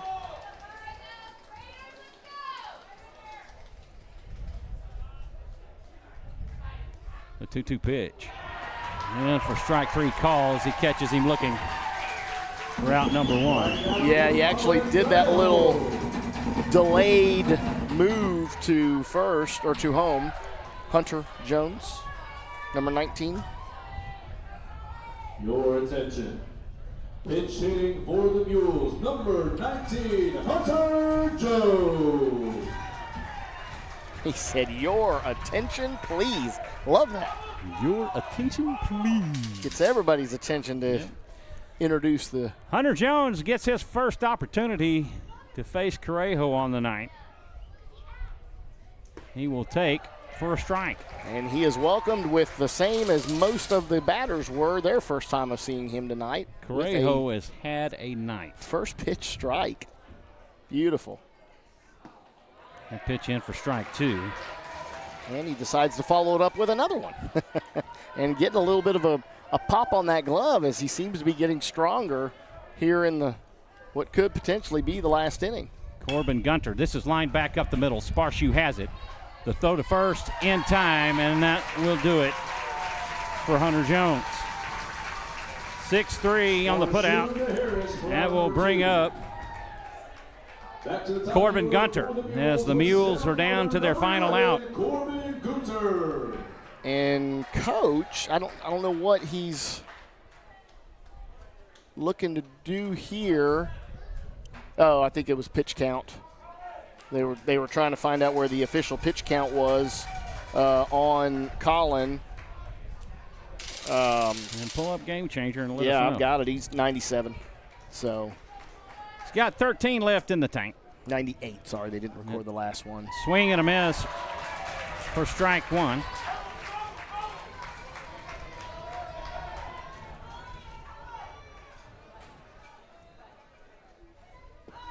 Swing and a miss for strike two, and they're down to their final strike.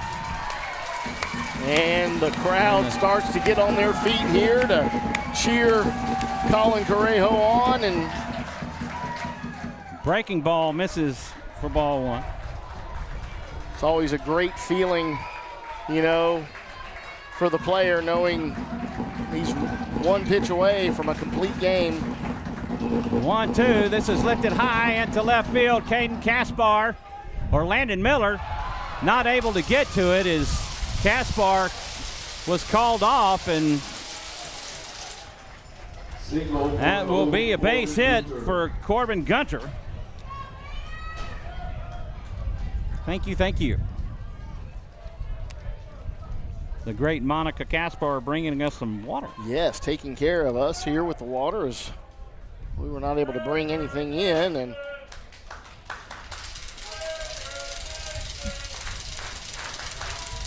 that will bring up the shortstop, Jackson Duffin. And it looks like there's going to be a pitching change. Landon Miller. Well, we'll see. No, not Landon. Not Landon. He's not coming in, but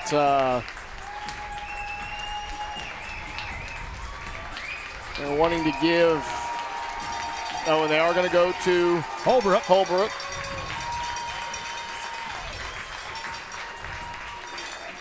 Again, Holbrook getting his opportunity to pitch in the playoffs in Game 1 against New Braunfels, and came in a great spot, lefty on lefty, and did his job in striking them out. Now pitching for the Raiders, number 13, Dalton Holbrook.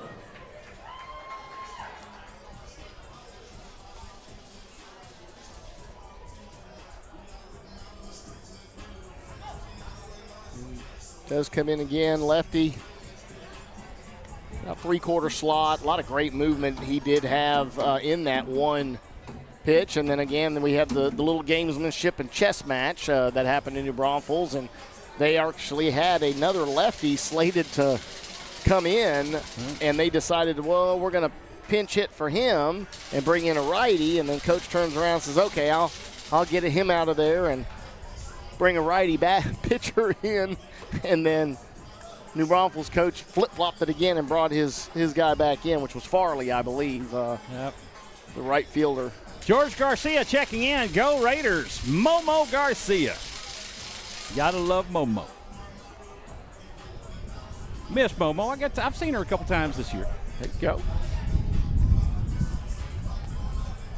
Wind decided to kick back up again a little bit. And, again, Colin not hitting his full pitch count there, and just with that little dink, coach deciding to move to the fresh arm.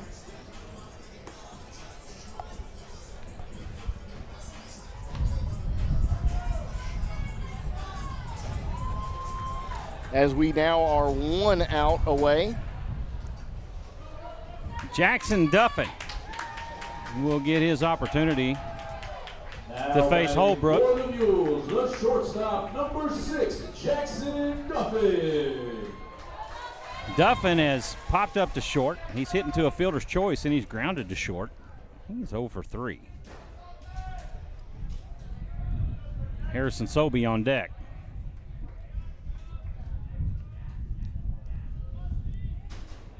Holbrook takes a long look in. He's from the stretch. That pitch will bounce in the dirt. Defensive indifference on Corbin Gunter. Yeah, nobody even trying to hold him on, so. I mean, at this point, that run doesn't really matter. It's the out. Yeah, focus on the batter. You know, don't worry about what he's doing on the base path.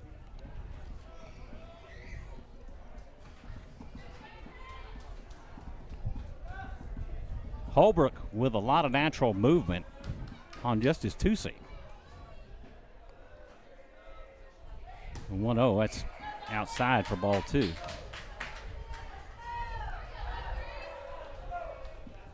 Two and 0 the count to Duffin.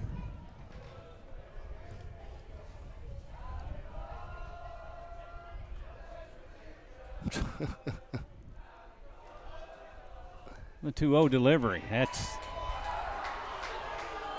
draws the angst of some fans who thought that might have been a strike, but it's ball 3. Yeah, it looked like a good pitch, but was ball 3, and we had starting of the singing of Country Road. 3-0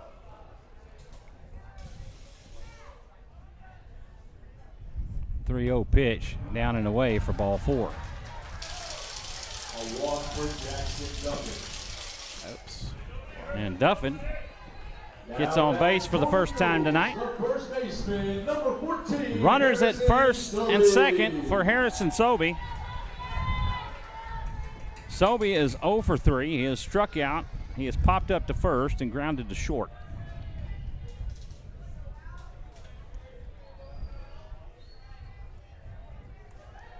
Two on with 2 out for Sobey. Do have some activity going in the Raider bullpen. Pitch in for a strike. There's that breaking pitch that was working so well for him previously, and the other pitches just forgot to break. Holbrook will step off, and he'll reset as he toes back in. Bruno Robles on deck. The 0-1, swing and a miss. He goes around, and he tried to check his swing, and the umpire said, nope. Strike You 2, went. and Strike once again, 2. the crowd is on their feet, and the cheers have started for the next possible one pitch away from the completion of game 1.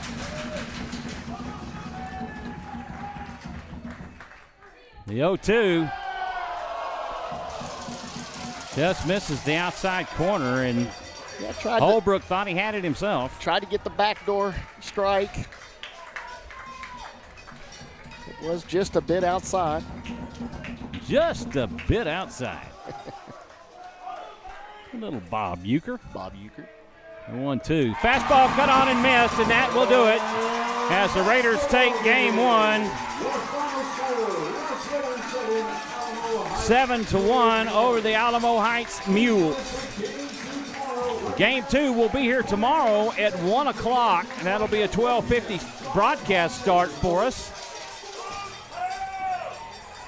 Jonathan will get the final numbers on the game as Colin Correjo and Coach Mann starting the Who's House, Rouse House chant. Rouse House. Yes, sir, as was made very popular at this same field 2 years ago. 2 years ago. And final numbers here, obviously Alamo Heights falling to the Rouse Raiders 7-1. Rouse was able to have Colin Correjo, did pitch 6 2/3, which is not. Yeah, 6 2/3, apologize. Allowing 7 hits, only 1 run, that was earned. Had 5 strikeouts and 1 walk. Dalton Holbrook does come in and on 8 pitches is able to shut down the second batter he did face, having 1 strikeout to finish the game off and the single walk. On the flip side, Alamo Heights with their 2 pitchers. Alfonson does go 71 pitches, where Salaburu does 55 pitches. The loss does go to Salaburu. 3 1/3, allowing 2 hits. They're combining. They allowed 5 hits. How does the 7 loss runs. go to Salaburu? Yeah, good question. It should be to Alfonson. Alfonson was losing when he left. He was losing when he left, and I would assume this is automatically throwing there because Salaburu actually had more innings pitched. So maybe that's a game changer malfunction because they don't elect it. But Alfonson should be tagged for the loss. Correct. And but they did allow 5 hits, 7 runs, 1 earned only, and 1 strikeout, and 8 total walks. 3 strikeouts and 8 total walks on their pitching. And what an outstanding performance by Colin Correjo. Yes, I mean 6 2/3. That's dominant. Ever since that game 1 versus Cedar Park in the last week of district play, where he didn't go but an inning and a third. No, he didn't go a full inning. Full inning. No, because they ended up scoring 8 in the first inning, and he got pulled. Right. Only on a third. He ended up recording a third of an inning in that game. So he has really bounced back after that and has improved his craft and has done a phenomenal job. And, man, big tip of the cap to Colin Correjo taking game 1. And you expect that. I mean, obviously, he is a senior. He is a big name, a big part of the leadership on this team. And, they go as far as he can carry them, in a lot of situations. And he stepped up here and obviously wasn't going to allow that to affect his overall performance, that Cedar Park game. And he wants to go see him again. Awesome. Well, the happy final here tonight. Raiders take game 1, 7-1 over the Alamo Heights Mules, but this is a best of 3, and we will find out tomorrow how that will go as we will have game 2, 12:50 broadcast start, 1 o'clock game start from this very same field. We want to thank everybody for tuning in and watching Rouse Raider baseball here on SHN Sports. For Jonathan Kaspar, I'm Michael Francis. Thank you for tuning in. We'll see you tomorrow. Have a great evening, everybody. Have a great evening.